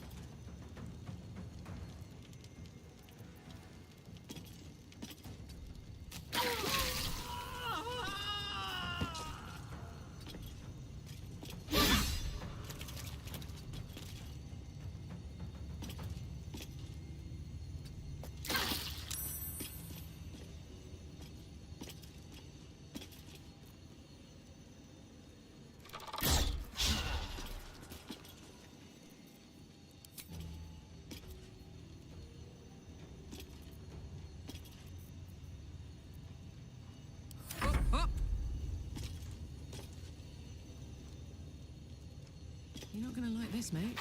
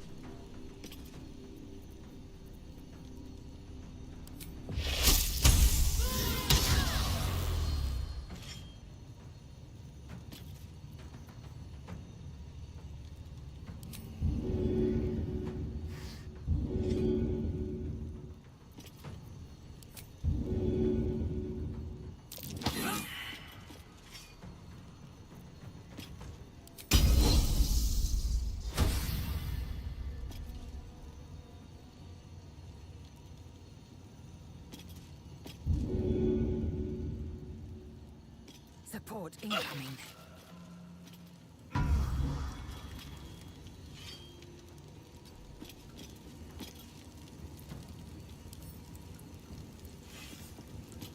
Still breathing, despite everything.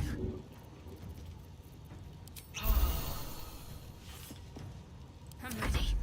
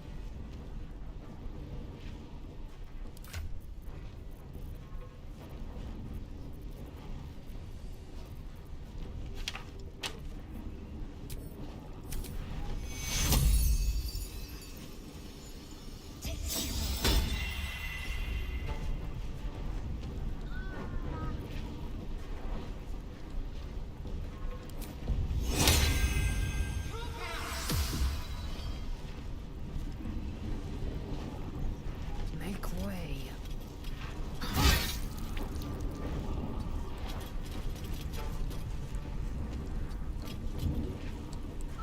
Now this is my happy place.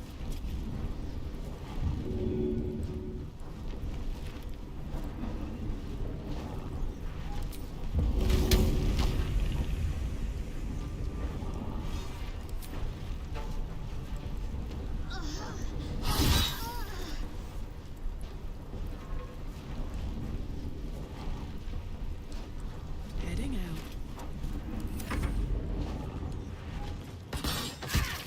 That's so fun.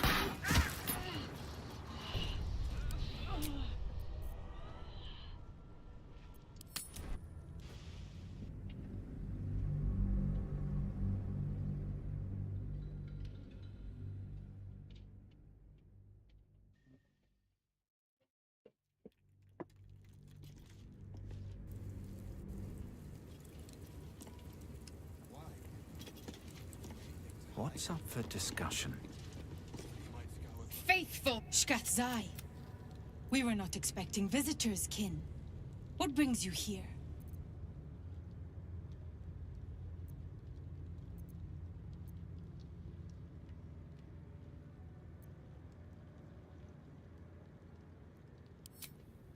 You are again the faithful. Report to the. Seems simple enough. It's just a war myth for Savage to teach the young ones. No. At the ready. I heard they're making us join the patrol soon.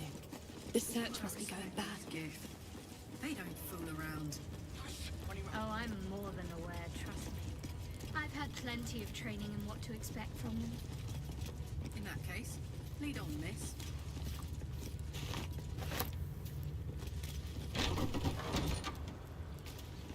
Tiny to enter. I'd expect to see 15 eggs at the very least.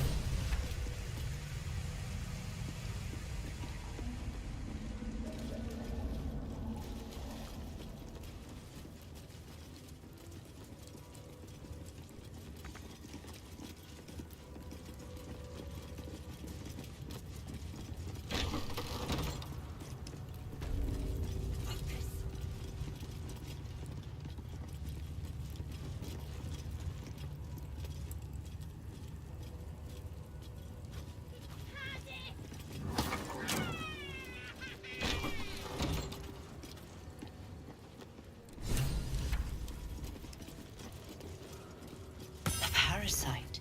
Vertical. If you require treatment, go on. Well then.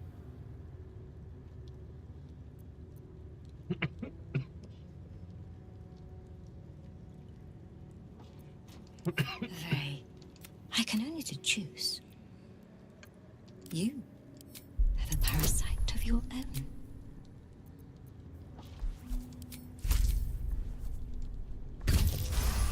Your assumption, if you tell me, what is your understanding of ceremorphosis?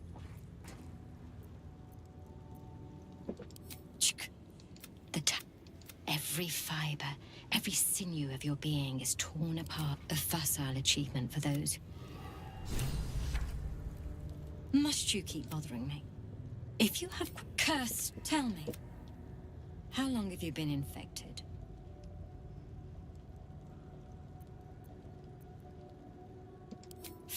Either go to the safest. I will ensure you. The apparatus. Most of our kin never get to experience the safest. Blackett smiles on you. Are you Lithorid's? The Zathisk. Vlaakith's purity distilled. Praise Vlaak. Sit. An unseen... Yes, child. You feel Lae'zel's mind rip and rupture. Is this purification? Is this the cure?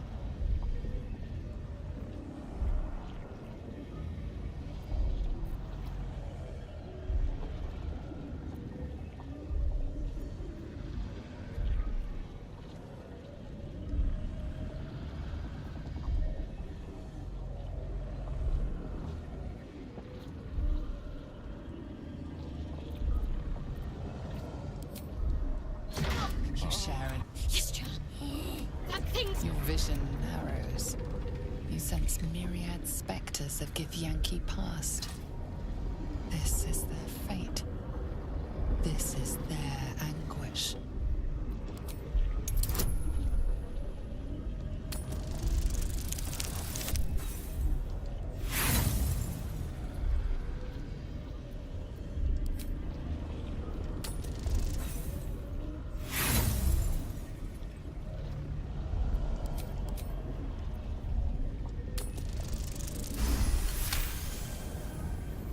Lae'zel's life is laid bare, and the voices of the dead cry out as one. The Zaithis collects memories from the infected and executes them. It is not for curing. It's for killing.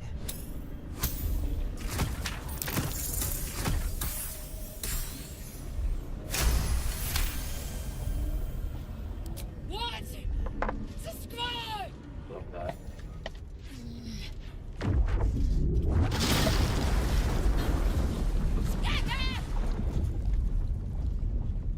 What madness is this? I am Githyanki!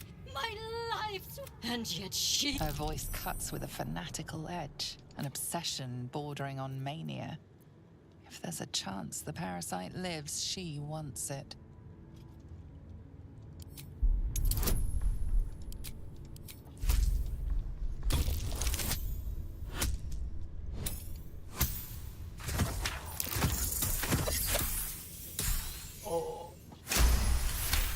Really? Then all this... I am disappointed that we could not extract it. In any case, the problem is resolved. It can't be! It can't! This was my right! I followed. Someone must have tampered with it. An aberrance I can't begin to comprehend.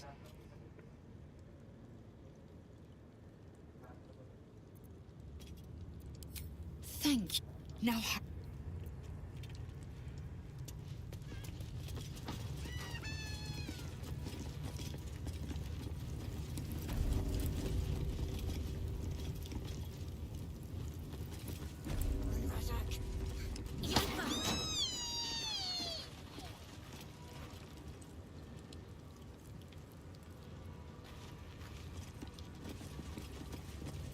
You better be watching.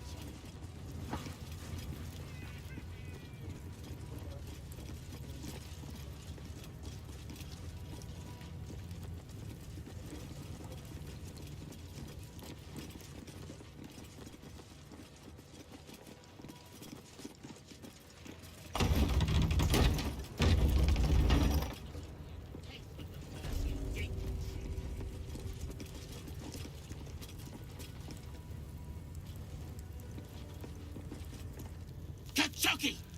We are training to fight Gate. They won't need to if we keep killing each other for them. Silence! It's you fight again. This time, daggers only. And to the death, as instructed. Who wants to challenge this sniveling Istark?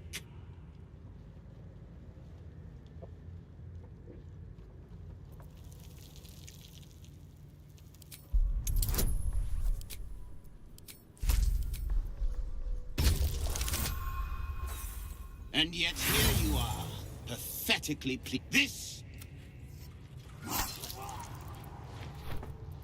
Ah, a true warrior's kill. Quick, bloody, and a scream. Move him out of the way. We... Horrible.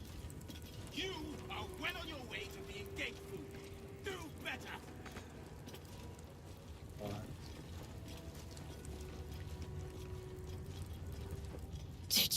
see that? The...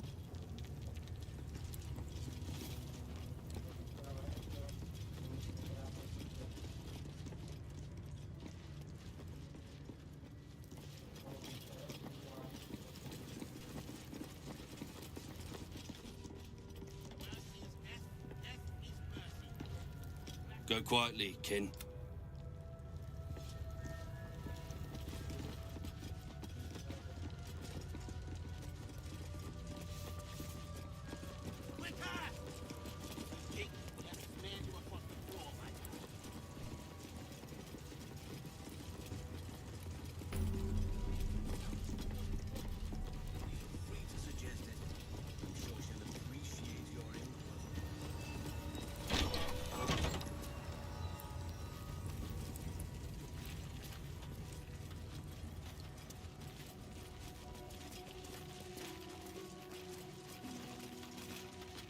Ugh, blood, rust, scar. The filth of these people. Unbelievable. I don't know how you stand it. Istics smell like pigs and died, as long as what you're offering is clean.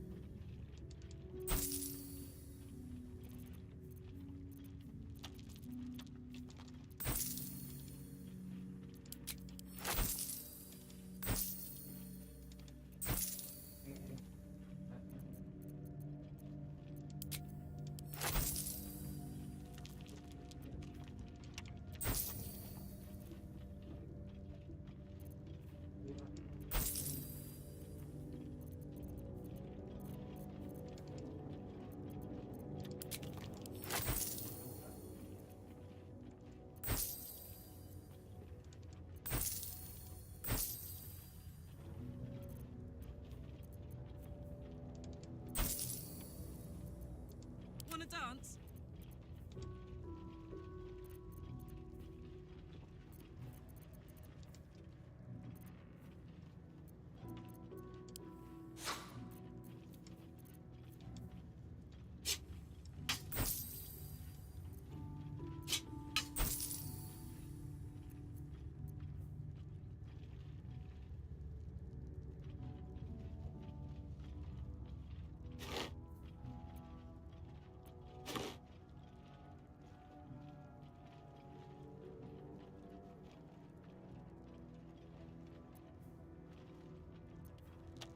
Don't burn yourself.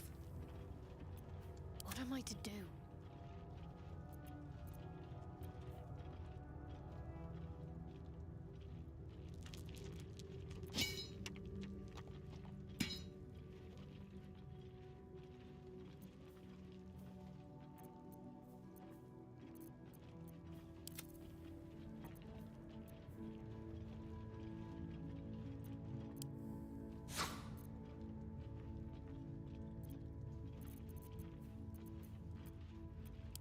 If you find anything... Welcome, Rust.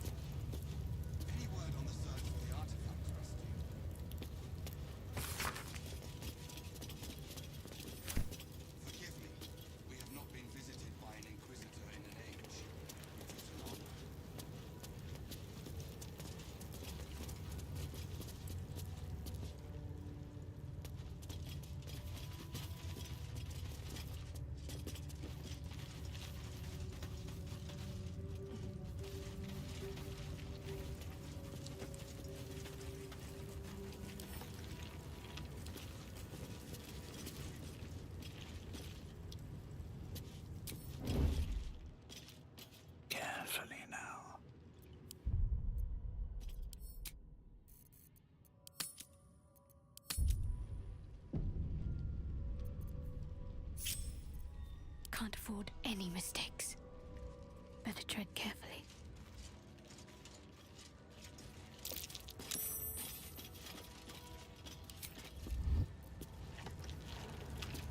Waiting with bated breath.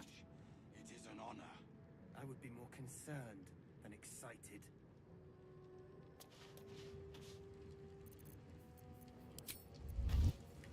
That's a friendly-looking shadow.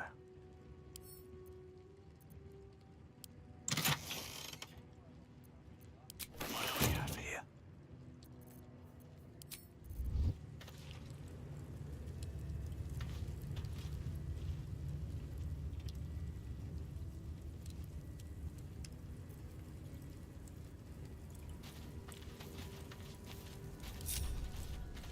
Moving in.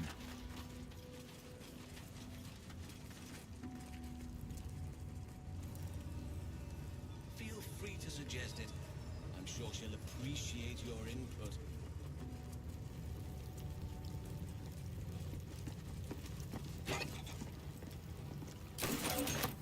Let's see what this does.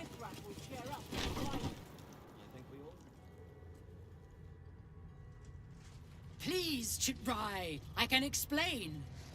The latest batch of cultists knew nothing of the Astral Prism. They were just trying to find Moonrise. They all head there. My Gish have drafted plans to assault the tower. They are ready to fight. We could sift the missing artifact from the tower's ashes. If you would... Quiet. Find the Astral Prism, Therazin. Yes, Chitrai. You heard him! Go! Do as she says. She remains your Kithrak. For now.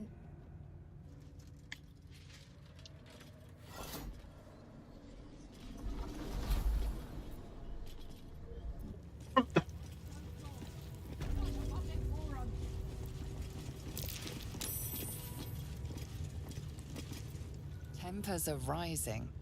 It's clear not everything you find is it. Honored Kithrak, may Vlaakith show us truth. You are not familiar to me, Rastil. Do you bring news of the weapon?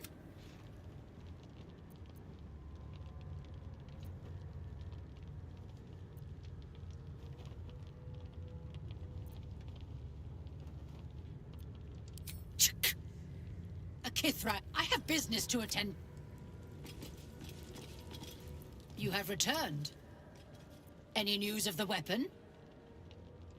It is small, angular, metal, adorned with Tirsu script. You sense Shadowheart's worry. This weapon sounds like... What was that look? You know something. Do you have it?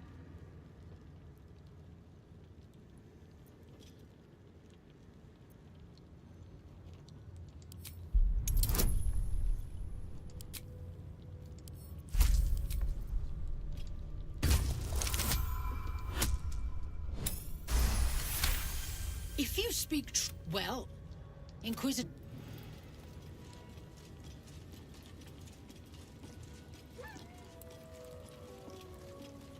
Go, down the hall. The Inquisitor awaits.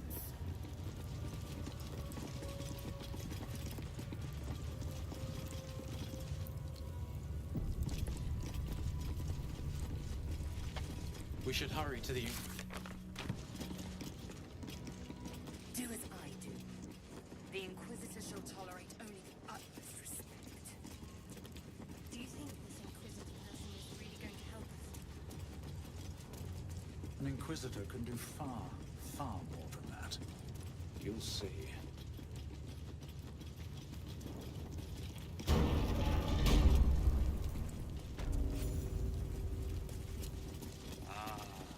Our esteemed guest.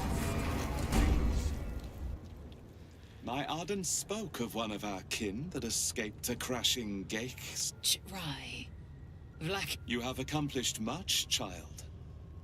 I heard there is so much goblin blood on your hands that it's so... I suspect you plucked something precious from the Gex ship. Something our queen has been looking for. The weapon. Give it. Don't do it. The weapon is how I protect you. The Jrai speaks. You must obey.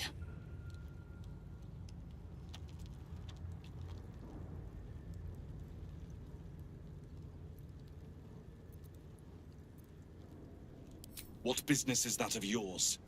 But know that you will have been instrumental in stop. Hand it over.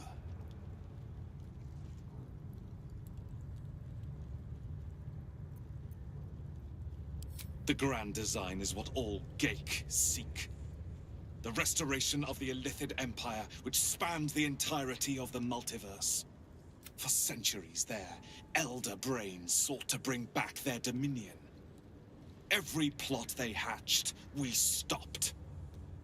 Never before could they pause ceremorphosis. Never before could they let the infections spread undetected. This is what we have all...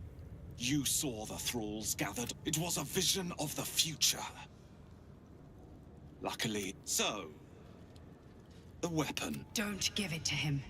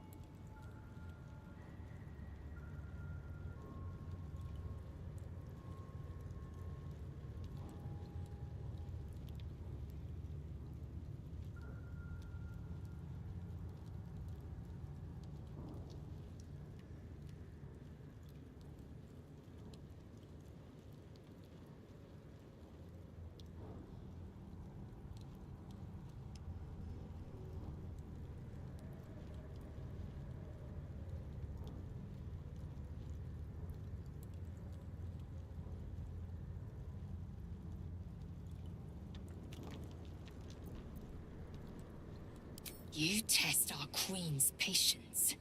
Surrender the artifact or die by my hand.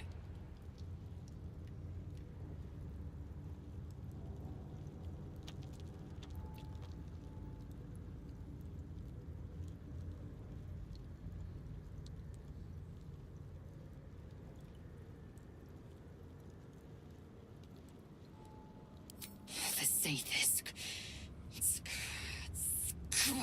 Choose. Your path is mine to follow. Our fate is forged. Your illustrious adventure ends here. Fresh Yillik, with me, to the death.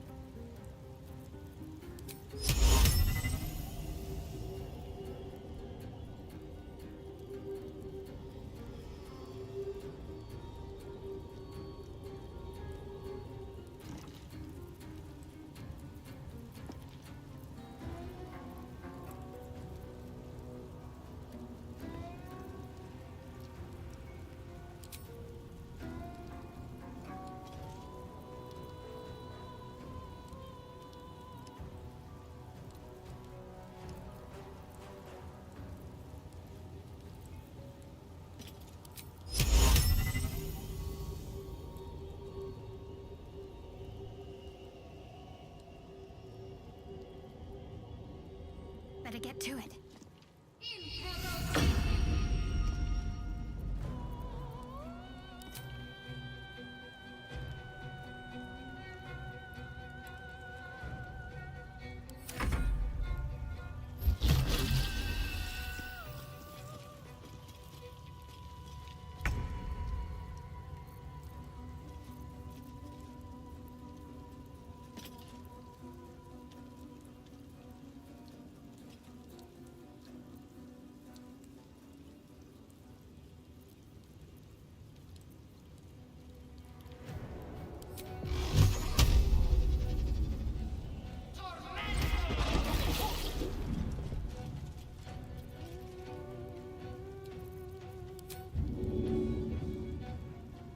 In my best interest.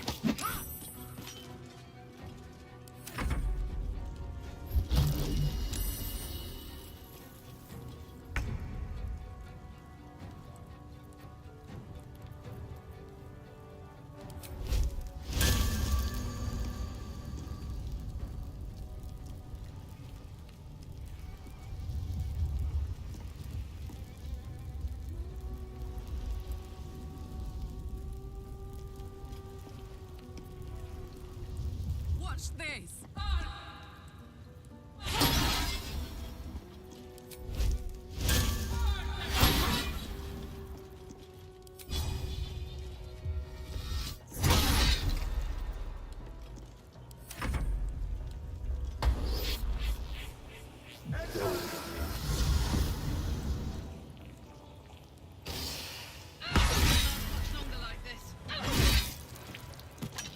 Where more will happen in a single minute than happened in the previous 13 billion. And then a moment will come when more will happen in 6.55 times 10 to the 23rd erg seconds. More will happen than has happened. People say, well, but that's crazy. I mean, what kind of universe is that Well, wait a minute. What's so crazy about this? Let's look at what the competition is peddling. What the competition would have you believe is that the universe sprang from nothing in a single moment for no reason. Well, now, whatever you think about that theory, in the interest of being awake, please notice that that is the limit case for credulity. You know what I mean by that? I mean that if you can believe that, you can believe anything. That is the most improbable proposition the human mind can conceive of. I challenge you to top it. You know, I mean, I know the Scientologists think God is a clam on another planet, but I don't think that tops this idea. That the universe sprang from nothing in a single moment for no reason. That is that's article of faith number 1. I say, no. This, if we're talking about universes that spring from nothing, if we're going to talk like that, then surely such universes occur in a situation of great complexity.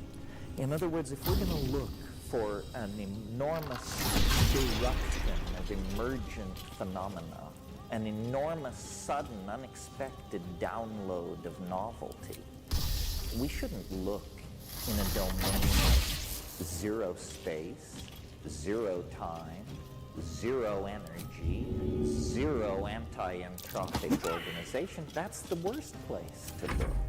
That's the least likely place where such a singularity would spring out. Where should you look? If you believe in this Jabberwock, this chimera, this particular beast, where should you hunt this snark? You should hunt it in domains of immense complexity, where you have matter, energy, light, chemistry, language, machines, people, cultures, intentionality, minds. And if you throw all that stuff together and shake it up, it's maybe not a sure thing that you will get a singularity, but you're certainly betting right. You've figured it out. So I think that science is extremely hostile to the idea that the universe is complexifying and complexifying more and more rapidly. Why? It's just a historical issue. It has to do with the fact that 19th century English biology was extremely hostile to what's called deism. Deism was the reigning religious paradigm of the 19th century, and it's the idea that God is a clockmaker, and that God made the universe and wound it up like a clock and went away. And what irked Darwin and Lyell and those people was the idea that the universe has a purpose. You see, they thought that if it has a purpose, this somehow means there is a God, and they weren't up for that. They were trying to build rational science into a tool for understanding nature. I think we are grown beyond that. And it's foolish to wear those tight 19th century high-button shoes. We can believe that the universe is following an organizational vector. We can believe that the universe is under the influence of a strange attractor. We can believe that the universe is pulled toward a future denouement, as well as pushed by the unfolding of causal necessity. We can believe all of that without evoking the 19th century concept of God. Now, why do I spend so much time on this? And what's so great about all this? Here's what's so great about all this. If you will join me in this belief that the universe works as I have described, it's an engine for the generation of complexity, and it preserves complexity. And it builds on complexity to ever higher levels. If you entertain this, guess what happens? It's like a light comes on the human condition. Who are we in my story? Well, first let me tell you who are we in science's story. We are nobody. We are lucky to be here. We are a cosmic accident. We exist on an ordinary star at the edge of a typical galaxy in an ordinary part of space and time. And essentially, our existence is without meaning, or you have to perform one of those existential pate douze where you confer meaning, or one of these postmodern soft shoes. But if I'm right, that the universe has an appetite for novelty, then we are the apple of its eye. Suddenly, cosmic purpose is restored to us. We left the center of the cosmic stage in the 13th century and haven't been back since. But this idea says, no, people matter. You are the cutting edge of a 13 billion-year-old process of defining novelty. Your acts matter. Your thoughts matter. Your purpose, to add to the complexity. Your enemy, disorder, entropy, stupidity, and tastelessness.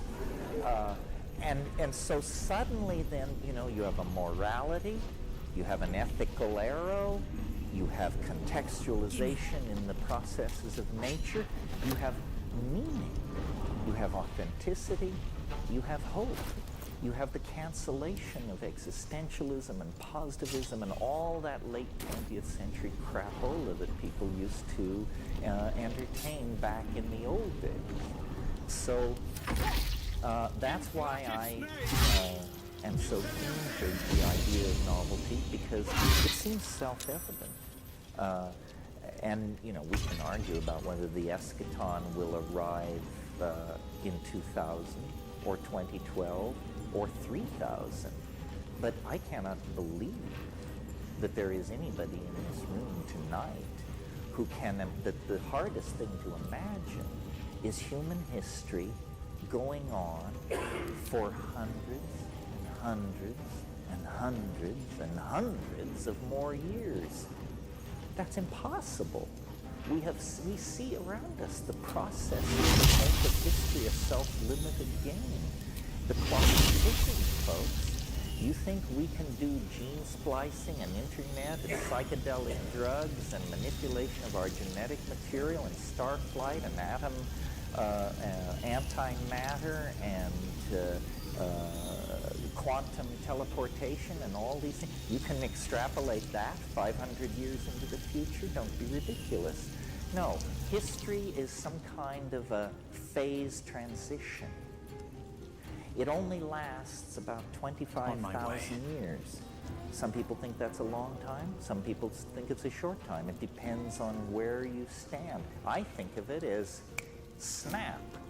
You know, one moment you're hunting ungulates on the plains of Africa, and the next moment you're hurling a gold ytterbium superconducting extrastellar device toward Alpha Centauri, with all of mankind aboard in virtual space being run as a simulation in circuitry. You know? It's just first one thing, then the other thing.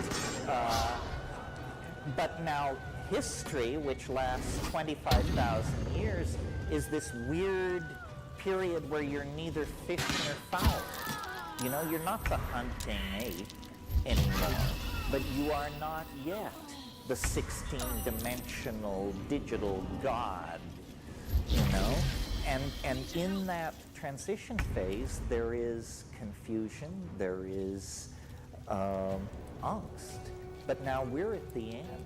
We have no, I maintain anybody who's peddling angst and peddling pessimism and peddling all this stuff is just, that's so 2 minutes ago.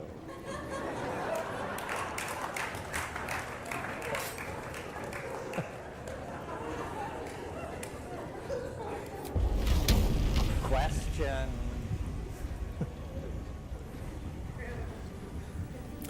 I heard you on the radio being interviewed a while back talking about DMT. Is that the... That is. And that got me really interested. And you said that it was basically unavailable. From me. Aye, aye. Well, is that your question? No. Close. Pardon me? No, I was really wondering, I had interpreted that you had said it was pretty much unavailable, period, and I was wondering if in fact it was available, and if not, I mean, that just sort of renewed my interest in psychedelics. Which now you think is the second best choice? Well, first let me say, because it's an... And I'd like to hear maybe just a little more about DMT. Oh, okay. Well, first thing let me say, which is a piece of practical advice, the psychedelic community is cleverly invisible because our choices in gender expression, fashion, so forth and so on, have by crypto osmosis come to dominate the values of the culture. We can no longer tell ourselves from straight people. So the only opportunity where we really come out of the woodwork is a thing like this. But then, of course, there's a tendency to fall into old think, and everybody focus on the alpha male Spielmeister at the front of the room. So let me point out to you, I'm going home to Hawaii tomorrow morning, but this is your community. This is your community. And whatever it is that you think you need, there are a dozen people in this room who can help you out. And I am not one of them, because I have a different assignment. But look around, and of course, be careful. But after all, this is about consciousness, right? I mean, if you're not conscious enough to conduct that social transaction without flubbing it up, that's probably God's way of telling you shouldn't be proceeding toward high doses anyway. Yeah. Oh, you wanted me to say more about it. The black and red poncho. The man in the black and red poncho. Yeah, I mean, in a way, it's impossible to talk about DMT, but on the other hand, it's fun to try to talk about it because it pushes the horse of language into a lather. Basically, when you smoke DMT, what happens is pure confoundment. And, I'm trying to speak generally here, in the sense that different people are confounded by different things. So, of course, it addresses you personally. Your level and tolerance for confoundment is a very personal thing. People have asked me about DMT, is it dangerous? And the real answer is only if you fear death by astonishment. And you deliver that line and then people laugh, except the people who've done DMT don't laugh. Because they understand, death by astonishment is no remote possibility. Death by astonishment is right there. Have to keep going. When was the last time you were astonished? Unless I smoke DMT, it doesn't happen to me. Amazed occasionally. Astonished, never. Astonishment is when your jaw hangs for a long time. And DMT is simply confounding. Now, how could something be that confounding? I mean, you can imagine taking a drug and realizing that you should treat your partner better, or realizing that God really exists, or realizing that you should exercise more, or realizing that the planet is an organized intelligence. But how could something be as confounding as DMT is? Well, I think the answer to that, and it took me a while to get to this, here we go, is that the reason it's so confounding is because its impact is on the language forming capacity itself. So the reason it's so confounding is because the thing which is trying to look at the DMT is infected by the process of inspection. So DMT does not provide an experience which you analyze. Nothing so tidy goes on. The syntactical machinery of description undergoes some kind of hyperdimensional inflation instantly. And then, You mean the grand design? You cannot tell yourself what it is that you understand. In other words, what DMT does can't be downloaded into as low-dimensional a language as English. You're like... Don't give it to him. I remember a B movie I saw when I was a kid, and it was set somewhere in Mexico, and there was a big swamp, and there was a dinosaur in the swamp, and at one point this campesino comes, who encounters the dinosaur, comes rushing out of the swamp, and the patron of the ranch is there, and this terrified guy is there in this serape, and he can only point to the forest and sort of make a croaking sound, and that's what English allows you to do with the experience of DMT. You just come down a sputtering mess. If it works, you just come down saying, my God, you know, it's not what I thought it was. And this is after you've done it 20 times. You know, it's not what I thought it was. It's not what I can think it is. It's something, and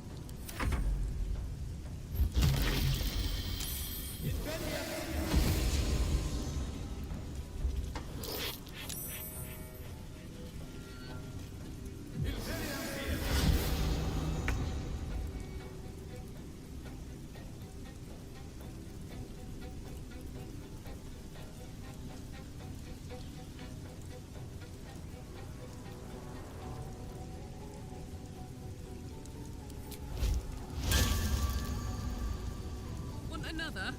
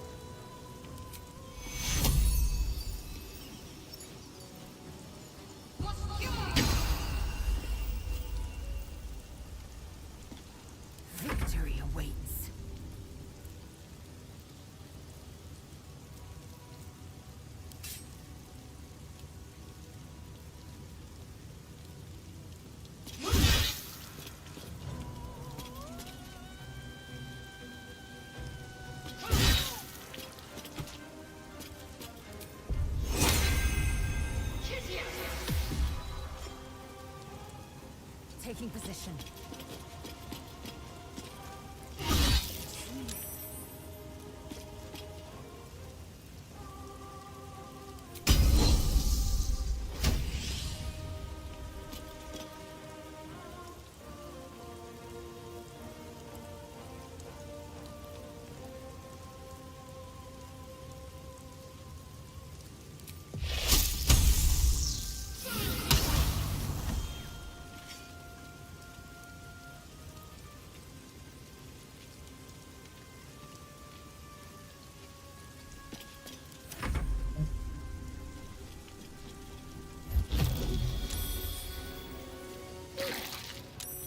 Impressive resistance, but futile. Your life is over.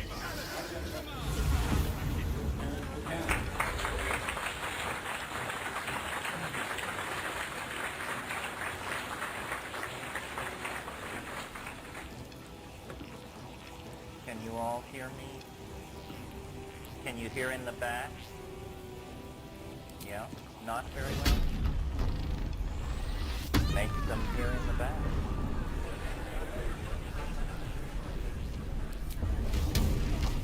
What's it gonna take? Okay. That's much better, isn't it? Is it better in the back? Good, good. Well, I would like to join with Roy in thanking all of the people who made this possible. Mary Fowler worked long and hard to make this happen. Eric Ali did the wonderful graphics for the poster.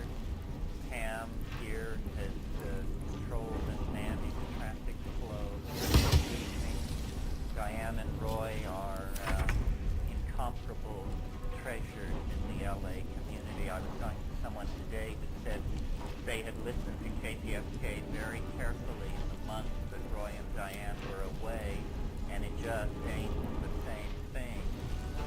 It's terrifying to think that two human beings Need to find a way city forward. of, what, 11 million are what's holding up the hips.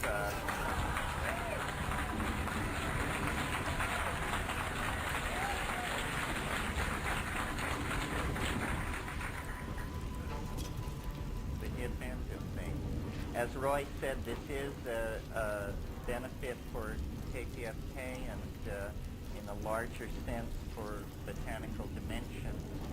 Botanical Dimensions is the non-profit that Kath and I and Rupert Sheldrake, and Ralph Messner, Ralph Abraham, Frank Barr, a number of people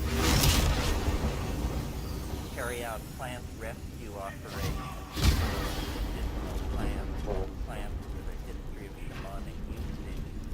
And we have a botanical farm in Hawaii, 90 acres, maintain collectors in South America, or collecting in Africa.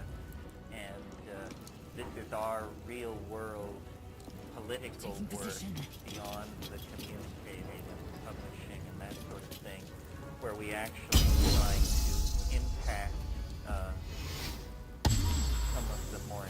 some of the negative, so-called progressive changes that are taking place in the third world and disrupting rainforest culture and causing this shamanic and folk pharmacopoeia to be lost.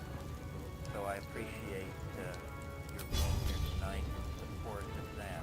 Very important, far more extensive than I thought it was when we organized the foundation, and it's ongoing, so we never really seem to be ahead. So I want to thank you for your support of that. In line with that, I've been living with Kath and our two children in Hawaii on the Big Island for the past year, and not really doing any public speaking done there. And it was a very good opportunity to get out from under the electronic umbrella, the sprawl of North American culture, and to sort of look at it and assess it as this practice of speaking with groups of people has become more and more a part of my life.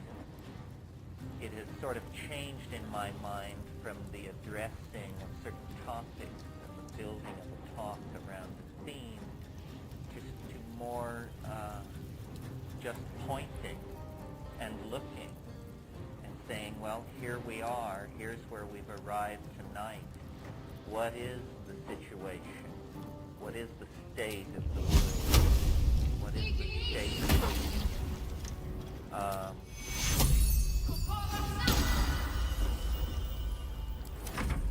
I think psychedelics had a very large impact. I'm sure there's no argument on this in the 1960s. But in a way, it was not ever anchored in anything. It was never explained to anybody, by anybody, how it fit into the historical context of what had preceded it.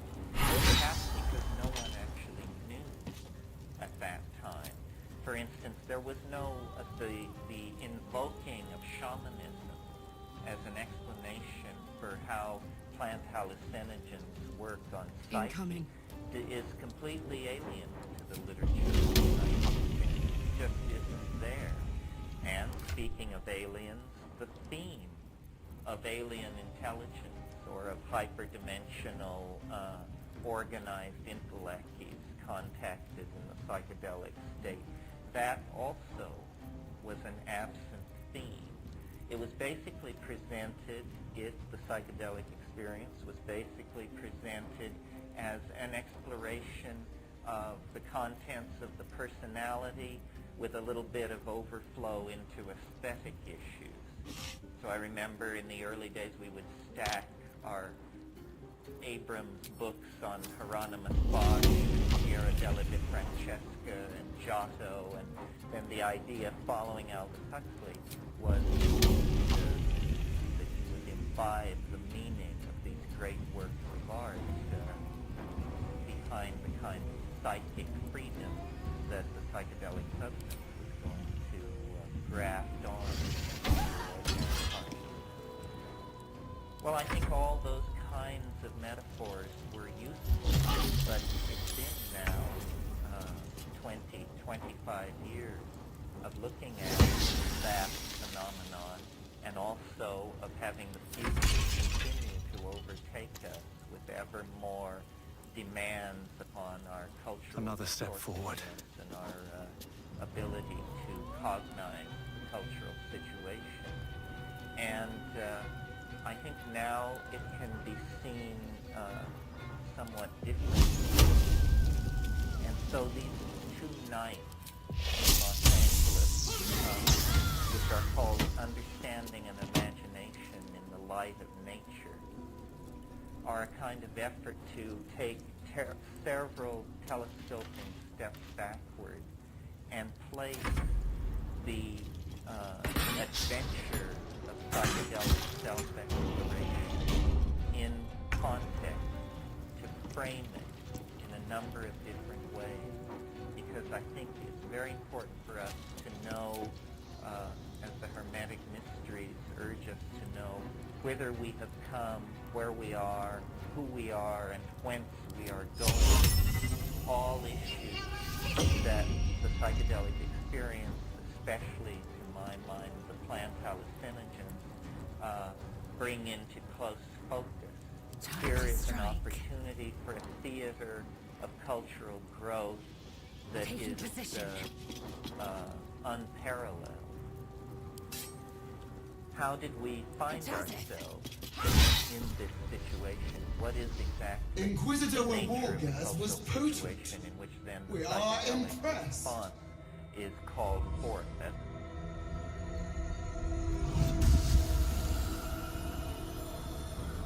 My queen. Skarsai. You are permitted to look upon me. You are invited to kneel. The Deathless Queen has spoken. You will obey.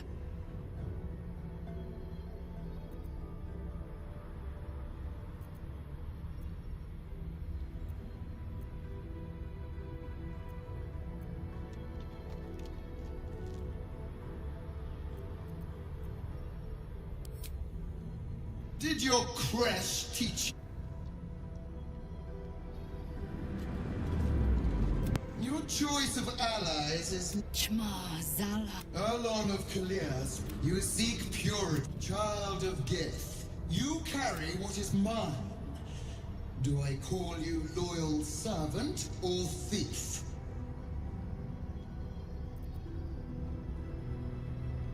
No! It is not yours to own some. That weapon you carry. The astral. I will cleanse it for you, my queen. Tell me. There is someone inside. They are an agent of the Grand Design, sent to sabotage the astral prism. Our last defense, as long as they live. Kill them! Do this, and ascend! Ascension. My queen. Choose. But know this. The cost of refusal is great. Not merely great, Lae'zel. Eternal.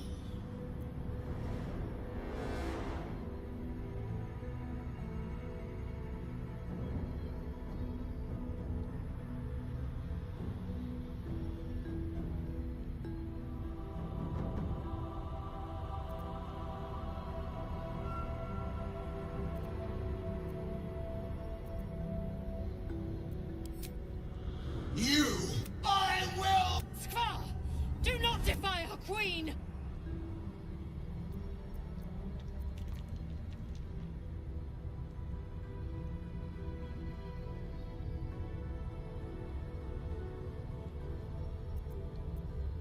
Perhaps I misheard.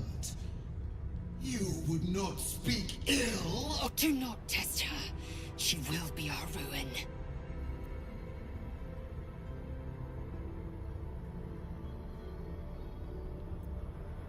Blaspheming! You wished I...